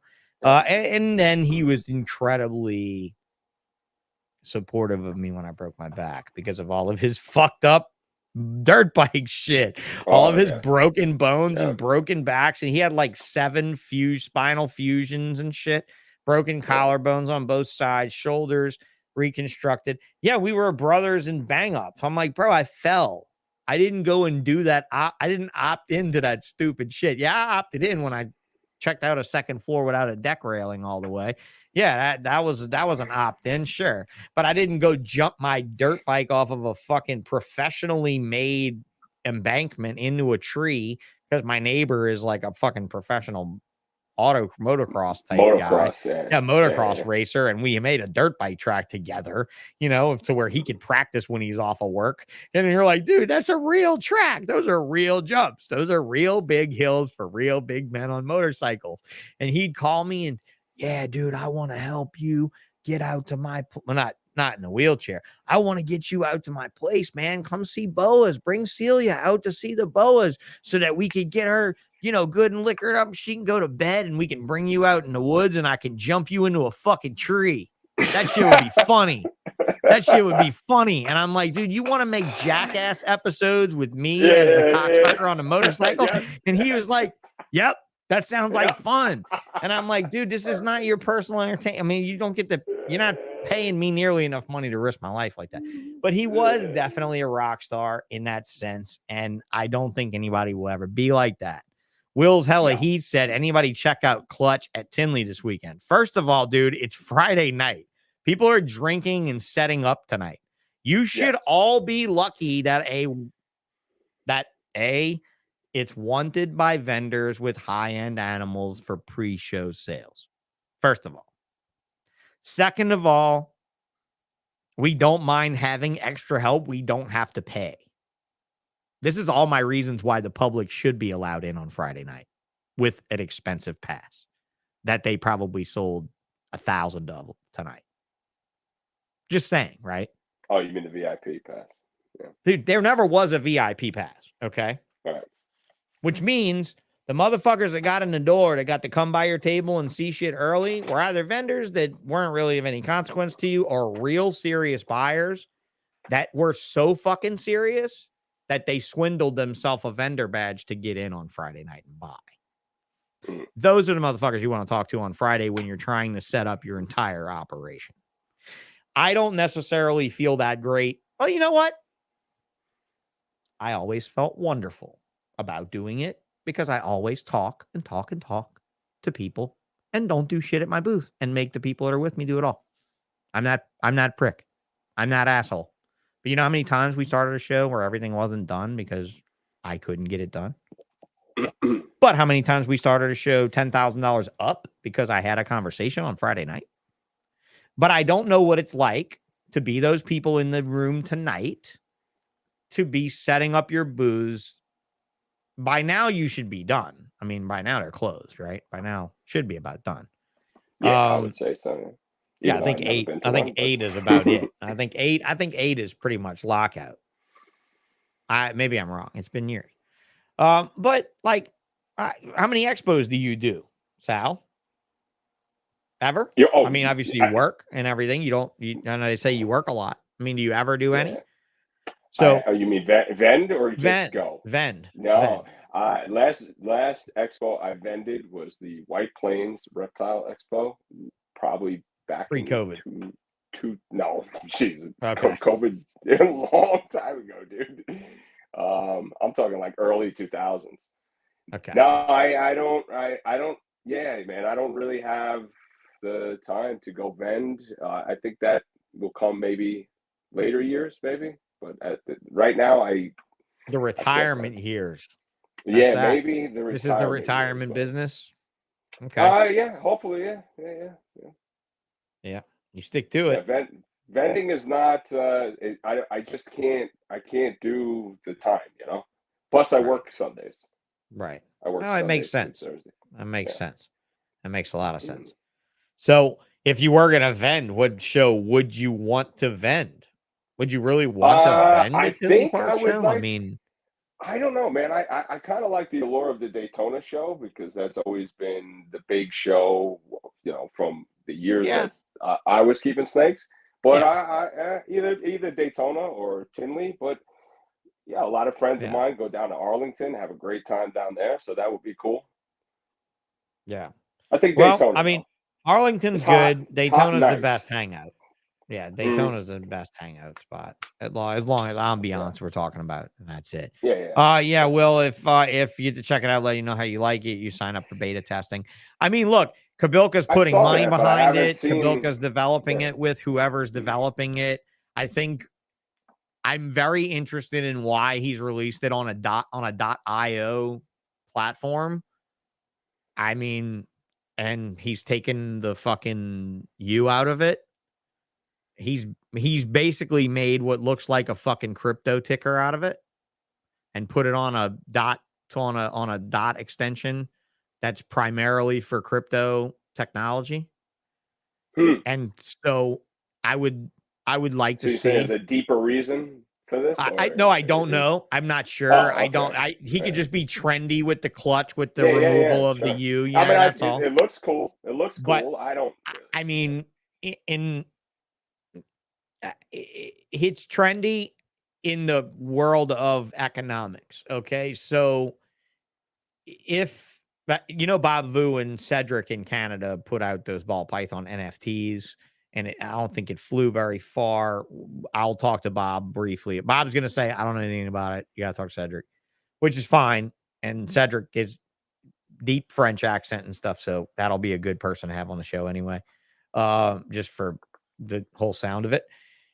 But it's I know it's a collection tracking software. I just thought it was different that it's on an information technology platform extension.io, CLTCH, and clutch.io is probably available and with a U in it is what I'm saying. I don't know if I can go register. I'm sure I can't. I'm sure they've registered clutch.io also.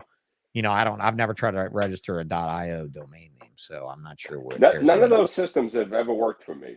What's I that? think I'm just too. Any one of these Oh systems, yeah, no. I mean, I I'm just think too like pen and paper, and you're too pen and and paper, and you're also too small to really have seen the yeah, woes of it. That's it. The woes of it is all where yes, you're at. I mean, right. it only becomes a problem when the market adopts it as a whole, and you have to succumb to social pressures to sell your snakes with it. Okay, I guess so so. like Yeah, there was a time period the there where a records come with it. software called Degei, DEGEI, Damon Thies, THESIS.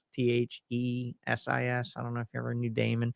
Damon was from like the Indianapolis area. He built a tracking software called Degei, DEGEI.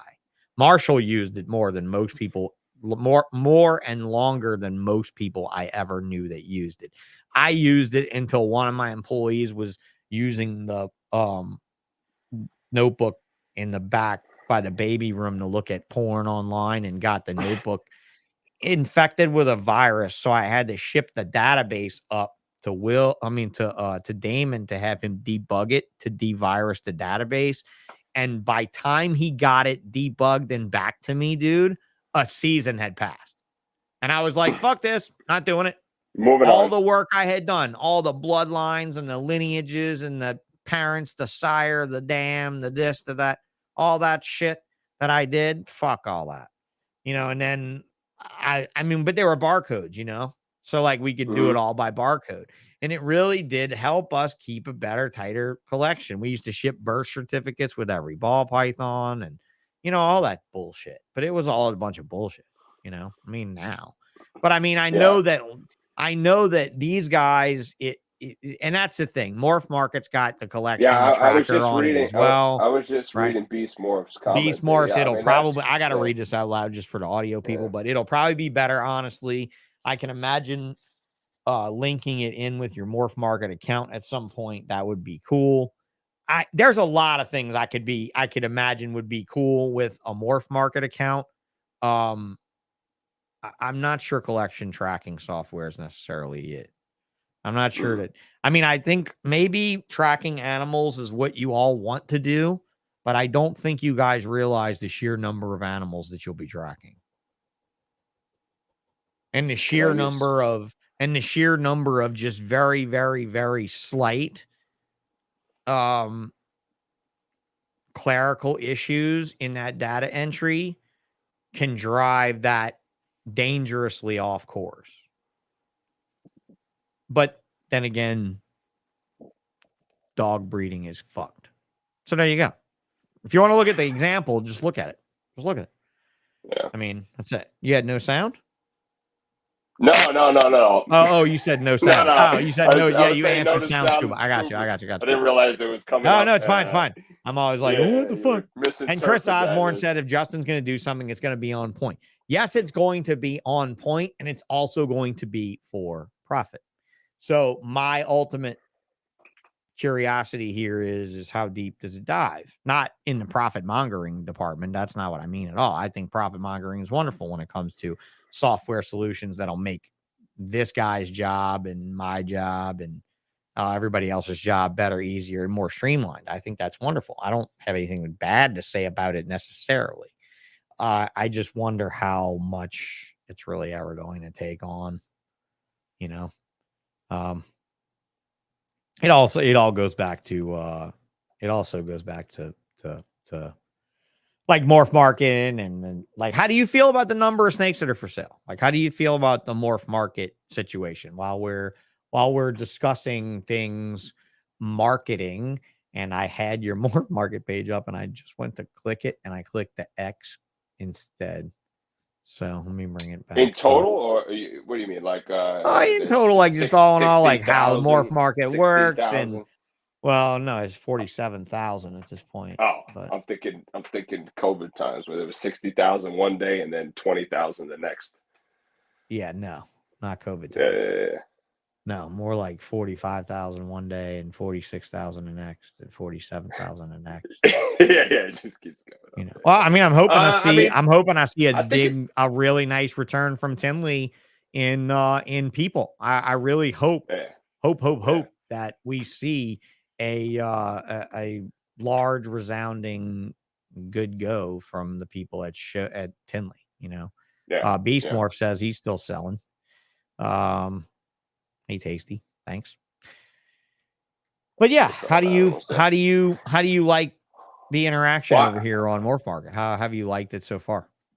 I mean, you know, as far as I've been on MorphMarket, it's been pretty good. I mean, when I started collecting ball pythons again, I started a little YouTube channel. So I get a lot of inquiries through the YouTube channel for some of the snakes I have. I'm not going to say a lot. I get some inquiries from the YouTube channel. So some of my snakes actually don't even make it to MorphMarket. But MorphMarket, it's been 50-50 for me. I sell some snakes. Lately, anything that I post that has to do with my chocolate clown, chocolate blackhead stuff has been selling. So rather quickly. Yeah, well, that's a unique project. There's probably not a lot of people really throwing down decent looking. Yeah, I guess so. Yeah. I mean, I don't get a ton of messages, but they come in dribs and drabs. But I don't have a ton of stuff up there for sale. I don't have 50, 60 animals. Right. I've only got but I got a rack full here that I just haven't had time to put them up, take pictures, and so there is exactly what I wish I could know. That's what I wish I could know. I wish I could know what the real number was. I wish. Oh, yeah. The real number, like when Will Banks and you and even me and everybody puts up every ball python they got, kind of thing. Yeah. What that real number is.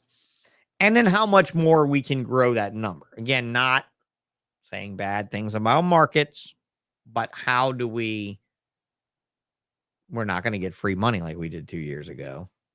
Yeah. We're not going to get the onset of smell-o-vision where you can all of a sudden be like, oh, the smell of ball python shit smells so good. I can't wait to have one.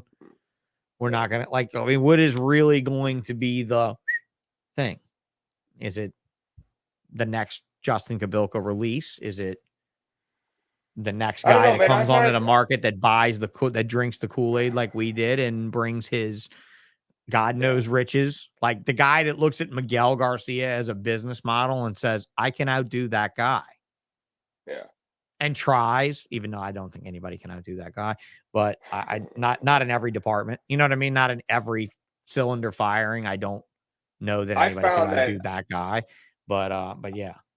I found that I don't try to outdo anybody. I just kind of stay in my lane, and the animals that I'm excited about, I try to be I am as genuine as I am because I like them, you know. So if I make a YouTube video or if I make a post, yeah, it seems like I post a lot of the same animals. Right. I don't have a ton, but I try to make people excited about the things that I'm doing, and that catches on to some people, and you know they want the snakes that I have. So I mean that's cool, but it's just me just being excited about what I have. That's wonderful. It's a good thing you don't do shows, because you'd be like trying to be so excited about them like the next guy next to you doing the same thing. It never seems to work out. I seem to go to shows and I see these guys that are running small bedroom collections that I love the way they carry themselves, dude. They have like bang up badass banners and shit. They have, you know, nice business cards and the tablecloths and displays and shit are all on point, and everything's wonderful. And they tell me exactly what you just told me. And I'm at the end of the show, I'm like, how'd you do? And they're like, I didn't really do that good. I didn't sell But I'm used to it. So it's okay. I'll be back next time because this is fun. And I'm like, yeah, but I think that might be why why you don't do it for a living. But then there's this other guy that's doing it for a living and firing on all cylinders. So maybe that's you in retirement. Maybe you're doing it from the mountains. Maybe. Far away from the streets of New York City. Far away from the streets that you waited with a turn signal on for a really long time. That's right. I want to go for a place where when I put on a turn signal, motherfuckers just stop for me. I'm glad I updated my pictures. I'm glad I updated my pictures, by the way. Oh, yeah. Showing, you know, oh, okay. So they actually right. look halfway decent, you know? Yeah, we won't look at my pictures. I've just completely took my photo line down like 6 months ago to rearrange this place. And I just found the perfect spot for it. So I just got to get it all set back up again, and I can take some better pictures of what I've got left. But yeah, Candy stuff. So Candy, I know they were going off on it in the chat earlier, talking about Candy stuff. You know, I agree with Candy being more superior. Who'd you get Candy from, Pete? Yeah, from Pete. Pete. And who did Pete do it with? Pete did it with Neil, right? McCrum. I mean, that sounds familiar. I don't Neil, that, but yeah.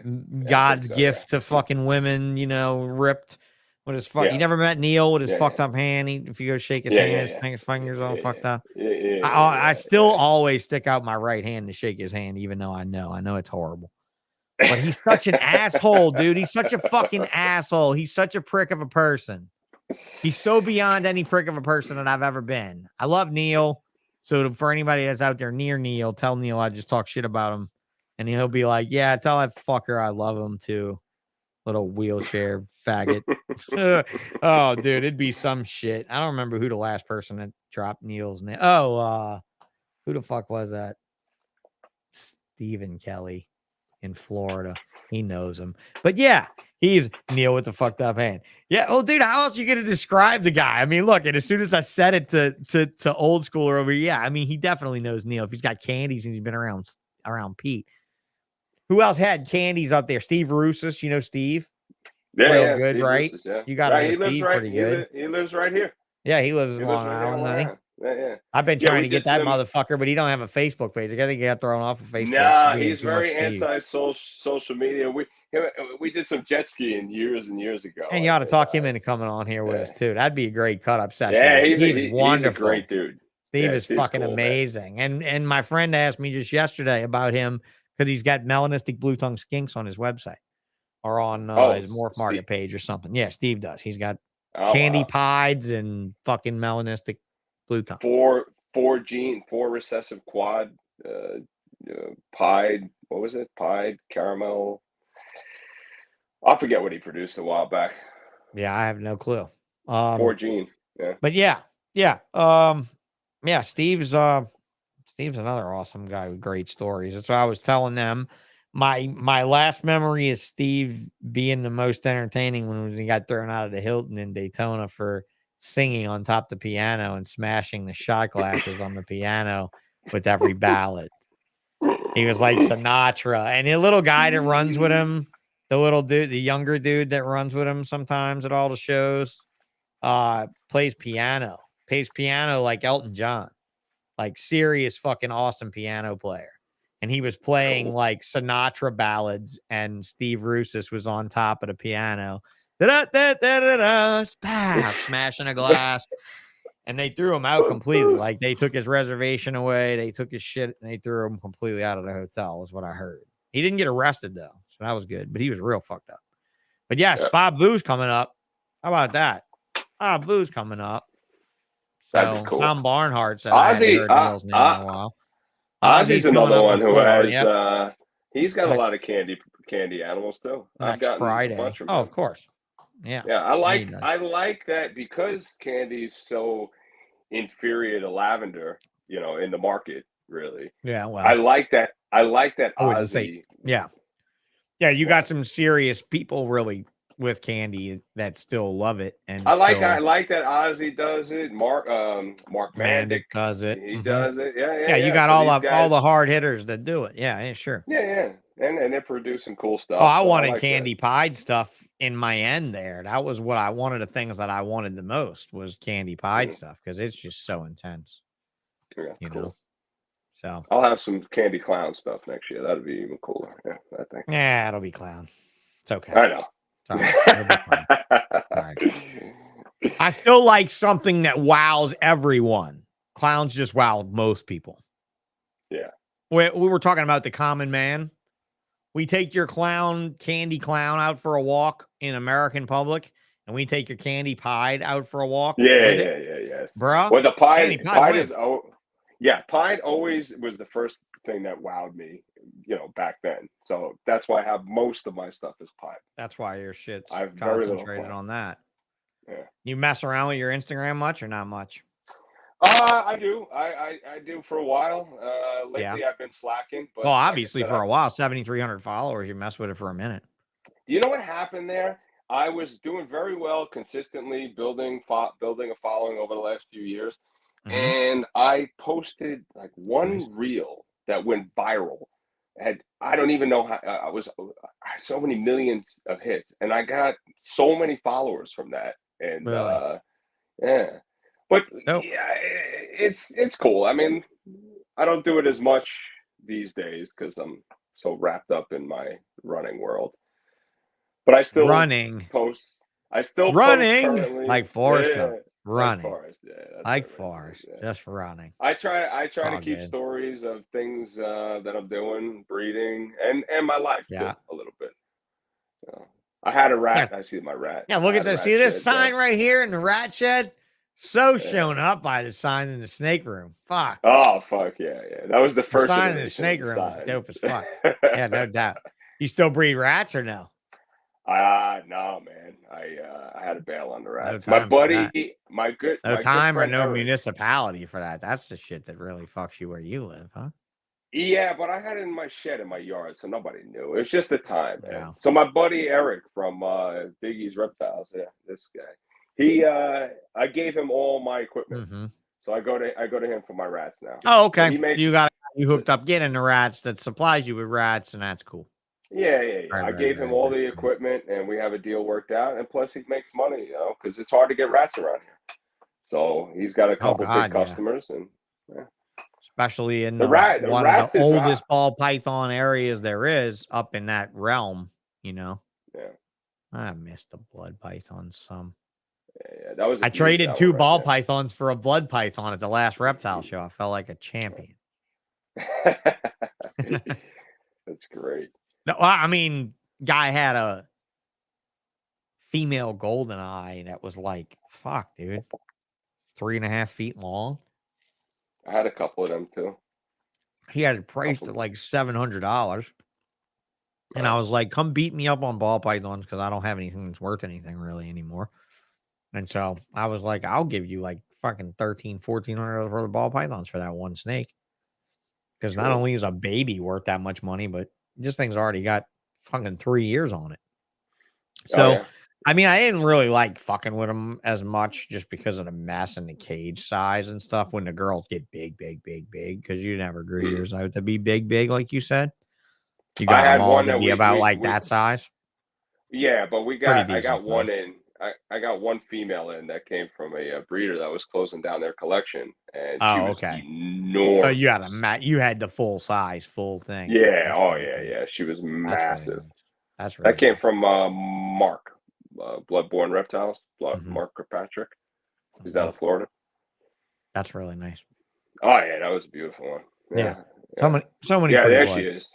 That one. Oh, that was the breeder size one. Yeah, yeah, boa cage. Yeah, that was just during quarantine. She went into a freedom breeder after that. Yeah. Oh, okay. What size freedom breeder tubs did you use? I used the 90s for those. The old school. I actually got it from Pete. Not to bring up Pete's name again, but the old school freedom breeder. Bring up Pete's name all you want. Bring up Pete's name all you want. Ain't no way in the world that people watching this channel know who the fuck that guy is by now. We talk about him almost every episode. At least every episode anything legendary comes up. You know? You and your lovely wife. So that's wonderful. That's wonderful. We do. Supporting we the sell US art. We sell out T-shirts on our link tree. They don't sell too much, but all the money. Yeah, guys, go check that out. Go check out Instagram.com/Gomez Python. So I scroll way up to the top. Since I was searching down through ball pythons and non-ball pythons. Hit up the link tree for store, Facebook, Instagram, YouTube, and MorphMarket links. That way I don't have to list them all. The store Frontier, if you buy a T-shirt or whatever you buy, all the profits that we make go to USR. I donate them. Look at that. All the profits. All of them. Yeah, I don't want the money. All of them. That's cool. It's very, you make, I don't. It's just print on demand stuff, right? Yeah, you make such little money from the shirts. Yeah, you don't make much money, so why not put it all on? It's just, right. Yeah, and it's just, a few dollars a shirt, maybe not wearing the shirt. I'll send you a shirt, Sean. Would you take a shirt from me if I sent you one? Oh, sure, absolutely. I'd love to wear it on the show. I was a slut, and I reached out to people on the Tuesday show and said I needed shirts to wear because I was tired of dipping into my golf shirt group for doing this podcast every week, twice a week. But I can use it for more space on my body and showing off people's names. And I'll also wear your shirts to local reptile expos so that people think I'm you. So I leave a very, very, very, very, very good or bad impression with your clientele, depending on how awesome you are compared to me. You're probably way more awesome than me. So. No, that's what I'm saying. You're probably way more awesome than me, so it's probably destined to be bad. But if you do think I'm even remotely okay, and you are okay with me wearing your shirt out in public, I'll happily wear it. I'll wear a 2XL. Oh, fuck yeah, and I'll send you my address. 2XL. You know, yeah. The funny thing is that I hit up Antoine earlier, and I was like, "Hey, dude, do you do the T-shirt thing?" Please tell me Antoine's not still here.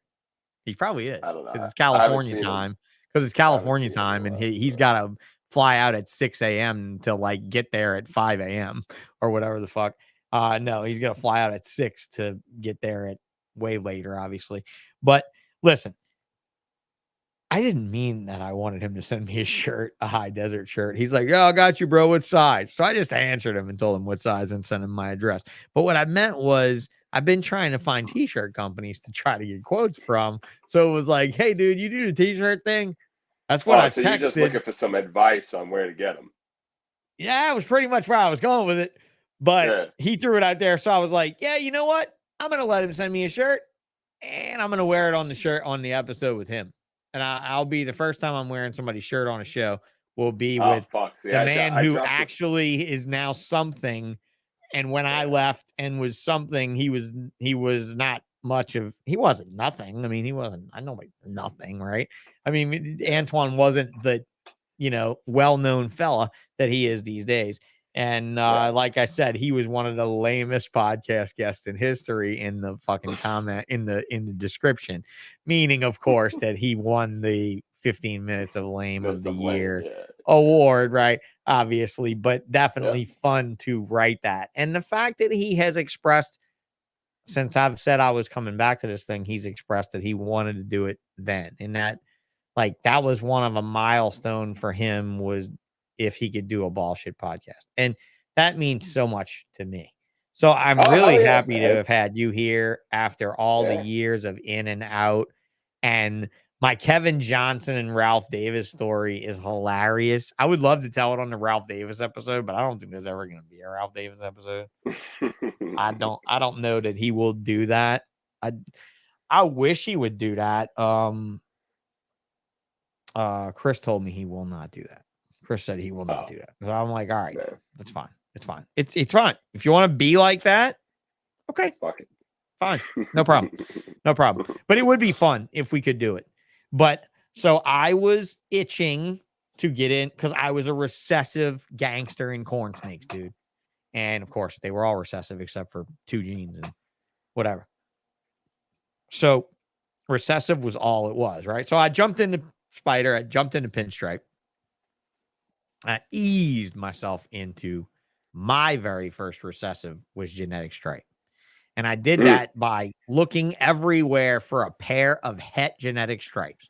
Normal looking ball pythons. Not cool looking het pieds with cool racer bellies and weird black, velvet black and shit on them, because they're not really a recessive gene, Pete. It's really an incomplete dominant. It's not a recessive.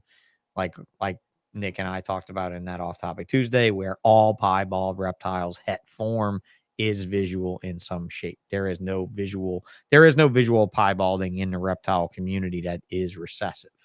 None. It is all indicated in the het form. So, having said that, we go back to genetic stripes, where I really wanted to invest my money.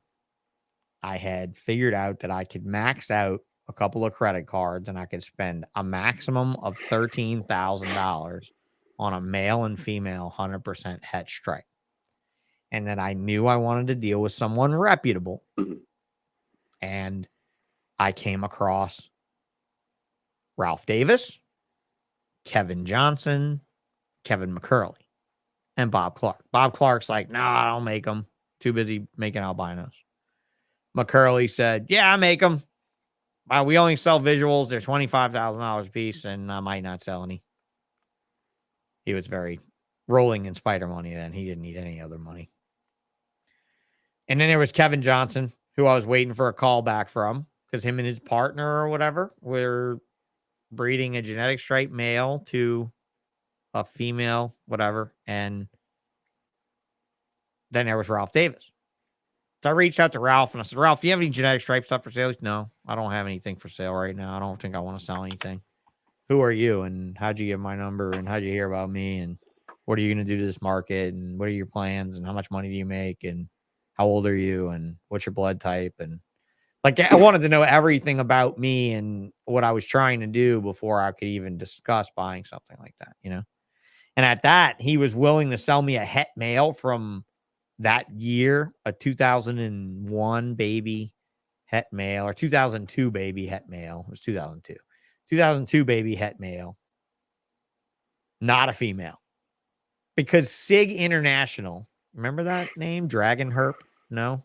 Dragon Herp, yeah. Dragon Herp? Yeah. SIG International, SIG International. Dragon Herp was the name of the American company that the Japanese people set up on this side. And Mike Plank, remember Mike? He had that dark black hair that used to work at the... Oh, you never went to Daytona and stuff, huh? No. Yeah, I forgot. Mike Plank ran Dragon Herp for the Japanese people and was exporter for them until he got arrested and stuff, just like the current Japanese people that just did. This whole thing, Ralph says, no, I'm selling my females to SIG. Okay. I'll pay you $12.5 a pair, like your website says. No discounts, no nothing. I'll even pay you shipping, Delta Dash, whatever you want to do, you know. And he's like, no, I'm not doing it. Sorry. I'm going to sell to SIG. And then your boy Kevin and his friend had a visual genetic stripe breed a normal and make 100% hatch stripes and had clutches, like 15 of them or something like that. 7, 8 of them, 15 of them, some 12 of them. 1 or 2 clutches, but substantial enough to cover both SIG's order of 2.3 and my order of 1.1. So I call, finally get to talk to Kevin. He tells me this, and I tell him, look, I've talked to Ralph. Ralph doesn't want to sell me anything. He wants to sell me a het male for $6,500 from this year and make my own pos hets and do it that way. I don't want to do it that way. I want to just take the swing and buy the pair of hets. I'm going to still make the shit out of possible hets in the meantime, you know? That's why I'm trying to even get an older male. Kevin only had 2002 males, along with 2002 females. Kevin called Ralph on the fucking phone, dude. And he said, hey, Ralph, you don't really know me all that good. I'm Kevin Johnson up in New York. And I just wanted to call you and tell you that I wasn't doing this to spite you, that I respect the hell out of you and what you stand for and everything. I really like you. You know, we met at Pete's, whatever, a while back. We met at Pete's a couple times. And, you know, I like you. I'm not doing this to fuck with you, but I'm going to go ahead and sell het genetic stripes to SIG International and this kid, Sean Bradley in Louisiana. Bro, he fucked up pooch on that deal, but he ended up getting it. He sold to SIG. He sold them all to SIG. It didn't matter. He sold them all to SIG. So it didn't matter that I didn't buy from him. But wait, there's more. I hang up with Kevin when Kevin says, oh, yeah, we'll sell to you for $12,500. We'll sell to you for that. No problem. I'm like, all right, man, I'll call you back. We'll talk tomorrow. I'll give you credit card information, put a deposit on them when everything's ready to go. We'll just pay the balance and we'll be good. And he's like, all right, sounds great. Then I get like 20 minutes later, Ralph, my phone rings in my shop. Exotics by Nature phone rings. Ralph Davis, Reptiles, on his caller ID on the little screen. I'm like, what the fuck, dude? Pick up the phone. Hello. Yeah, is this Sean? Yeah. What the fuck are you doing? And I'm like, what do you mean? And what am I doing? You're playing me against this fucking cocksucker in New York? And I'm like, sir, I respect the fuck out of you, Ralph. I respect the fuck out of you. I'm not playing you against anyone. You told me you didn't have a pair to sell.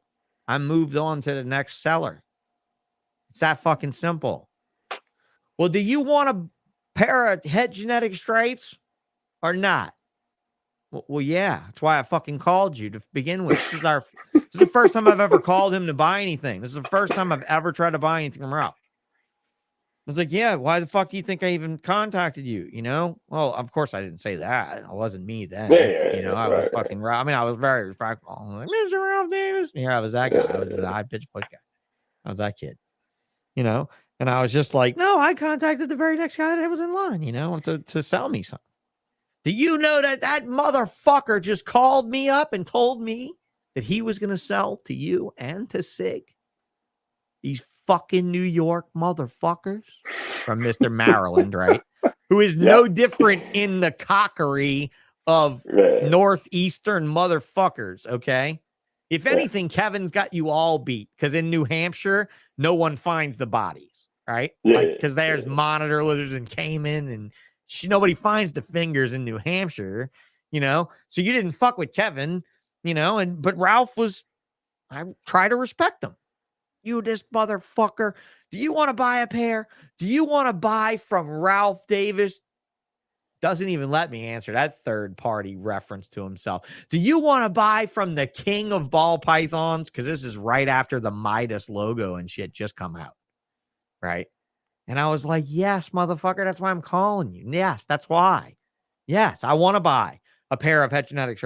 Yes, I want to buy from the king of ball pythons from Ralph Davis. I called you first. Well, you know what? You can have a yearling male and a female from this year for 10. Fuck that Kevin Johnson motherfucker. Click. Oh, that worked out for you, huh? I just saved $2,500 and got a year older male. I can breed and make possible hets this year, and I saved $2,500. I can buy another pastel female. Oh, fuck yeah, I'm buying another pastel female. Actually, instead, I bought an albino male. Another second albino male. My second albino male. Yeah, with that extra money that he saved, but your boy saved me by contacting Ralph out of the goodness and fairness of his heart. Your video's frozen. You still there? Sal froze. That or his phone died. I bet we drove his phone died. We'll wait a second and see if he comes back. He probably won't. His phone probably died. There I go with that long-ass story. Didn't know I was dealing with the king of ball pythons. You know, honestly, that's what Chris Osborne said. Sorry. You know, honestly, I did know I was dealing with the king of ball pythons at the time. Let me dial him out for a second and see if he comes back. There he is. He's back. He caught back up. He froze for a minute. Yeah, there you go. There you go. We can wrap it up here in a second anyway. But yeah, at least he froze with a great photo shot up, and I left the photo up for a while, so it looked fine. I'm going to ask Kevin about that because Kevin's like my brother, man. I talk to Kevin all the time. I want to Kevin Johnson, genetic stripes. I'm almost positive it was Kevin Johnson. It wasn't spiders. I don't think I contacted Kevin on spiders. I'm pretty sure it was the genetic stripe that was Kevin. Yeah, it had to be because we most positive had him back then. Yeah. If you said the genetic stripe hatched at your place, then it was absolutely Kevin Johnson. You can absolutely have. And dude, do me a favor. Ask him to come on the podcast with us. Let's do that. Let's do a podcast with him, you know. And he's freezing up more. We're probably at the end of our bandwidth. Look. StreamYard said enough of Sean Bradley's bullshit stories. It's time to turn the bandwidth off. So yeah, that's all. You've had a choppy session with your phone anyway, but it's fine. Your audio's good, and that's all that really matters. So yeah. Just log off your things for a sec. What's that? Your phones. What you got?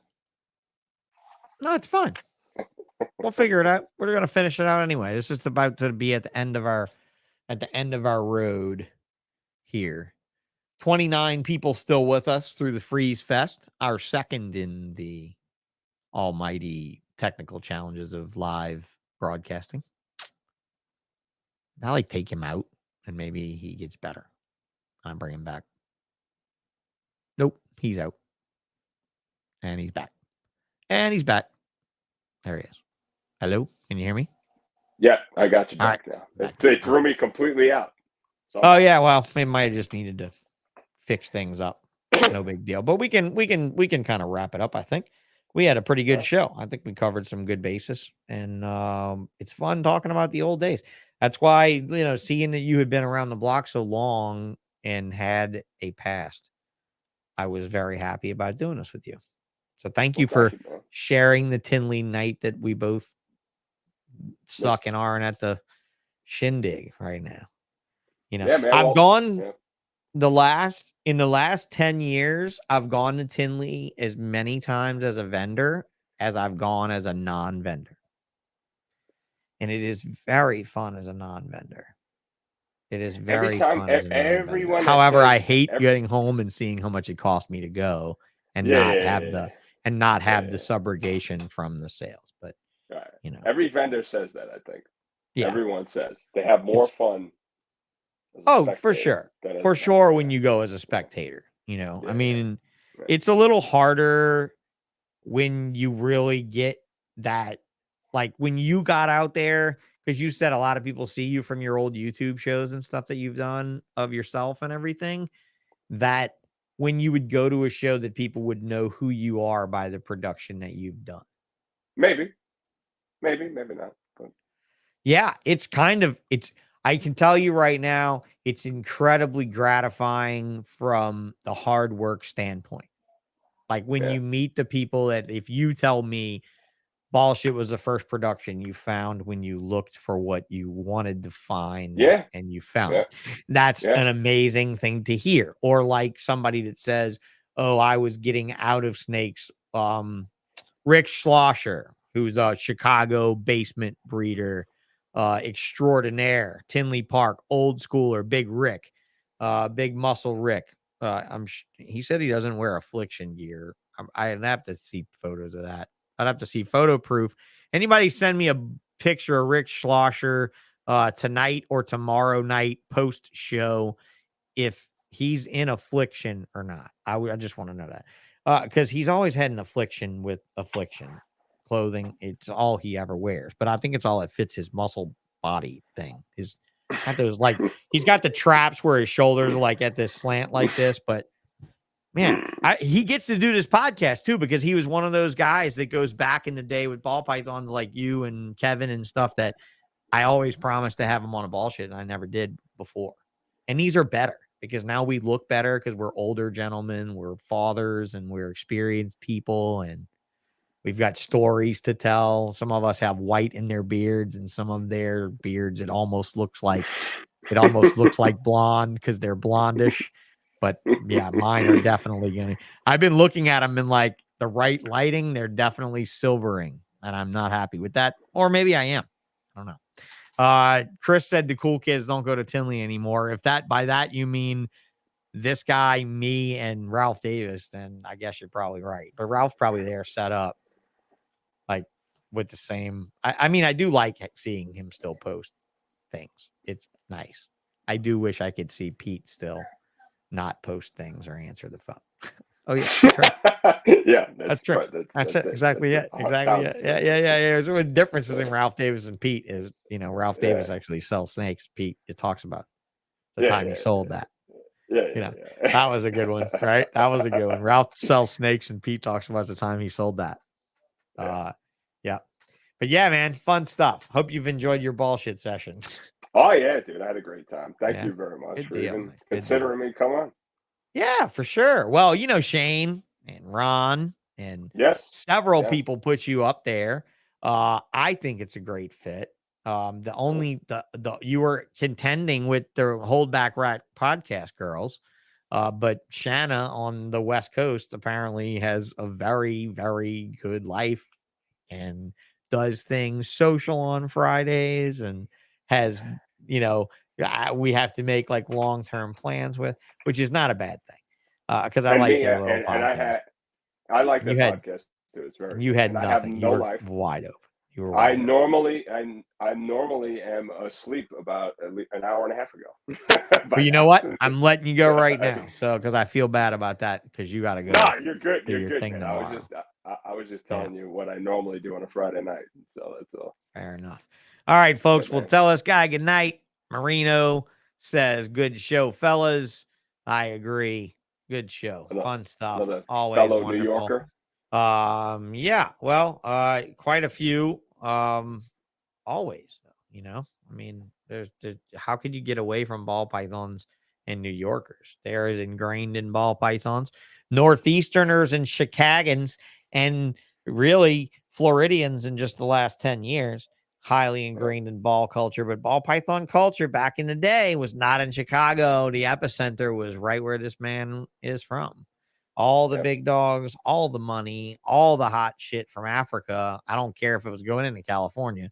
It was being sold right around your little area.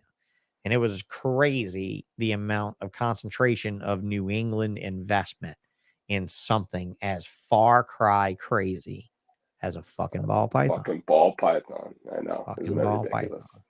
All right, guys. Well, you heard it here. Hang tight with me for just a second, dude. And I'll tell you bye. Thanks a lot for being on the show. I'm going to knock this out. I'll be right back with them. Thanks a lot, everybody. Forward Motion says, I'm from Louisiana, displaced in the Chicago area. Well, hey, we'd love you back in Louisiana, but at this point in time, you are definitely displaced in the right fucking area. As far as ball pythons are concerned, and this weekend.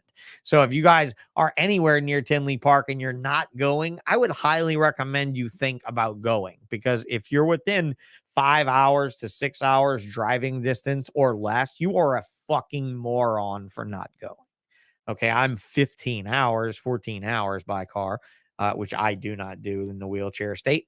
And given the fact that expenses have been so high lately for hotels and rental cars and cab fare and all that stuff, I just couldn't hack it this time. But hopefully we can get enough steam rolling forward and move towards doing a Tinley show sometime, maybe the fall, maybe the spring show, maybe the winter show, whatever you want to call it. I don't know what to call it. The March show. I always liked that show. If anything, I would like to come to that one and just hang out, you know? So I think that would be a lot of fun. So thanks a lot, Will, saying great show again. Beast Morphs. Yep. Peace out. I love you guys for being here as long as you've been. And honestly, I saw a lot of people in this live. There was more people that have been in this live earlier tonight and I didn't watch the stats, than in the last few weeks of live broadcast. So thank you very much for that stat, showing it in the statistic. Please show it in the likes and the subscribes and the notification bells if you want more updates. I want to just bring you around to show you. I don't need to show you that. Next Friday is Ozzy. The Friday after that is Bob Vu. And the Friday after that is Antoine Hood. If you don't need to know that you need to be here for the next 3 Fridays in a row, the only way that I miss a single one of these or change a single one of these is if something related to my child arises, because I do not put anything before this show and you guys. I have not put anything before this show in the last couple months now of really putting it forward. And I thank you guys for tuning in and checking them out. I hope Sal Gomez looks better than the fucking golden Friday night I spent with William Philippek. That night was great. A few other shows, Mike Stefani. Are you fucking kidding me that you guys aren't like ape fucking that episode, like hitting it with all the numbers? Go watch that episode and learn. Like, just learn. That shit's fabric. It's the fabric that you need to feel and you need to learn. So thanks a lot again. I'll be out of here, and eventually I'll do something more special with music and outros and all that kind of crap. I'm still going to play the same one. So I'll see you guys a little later on.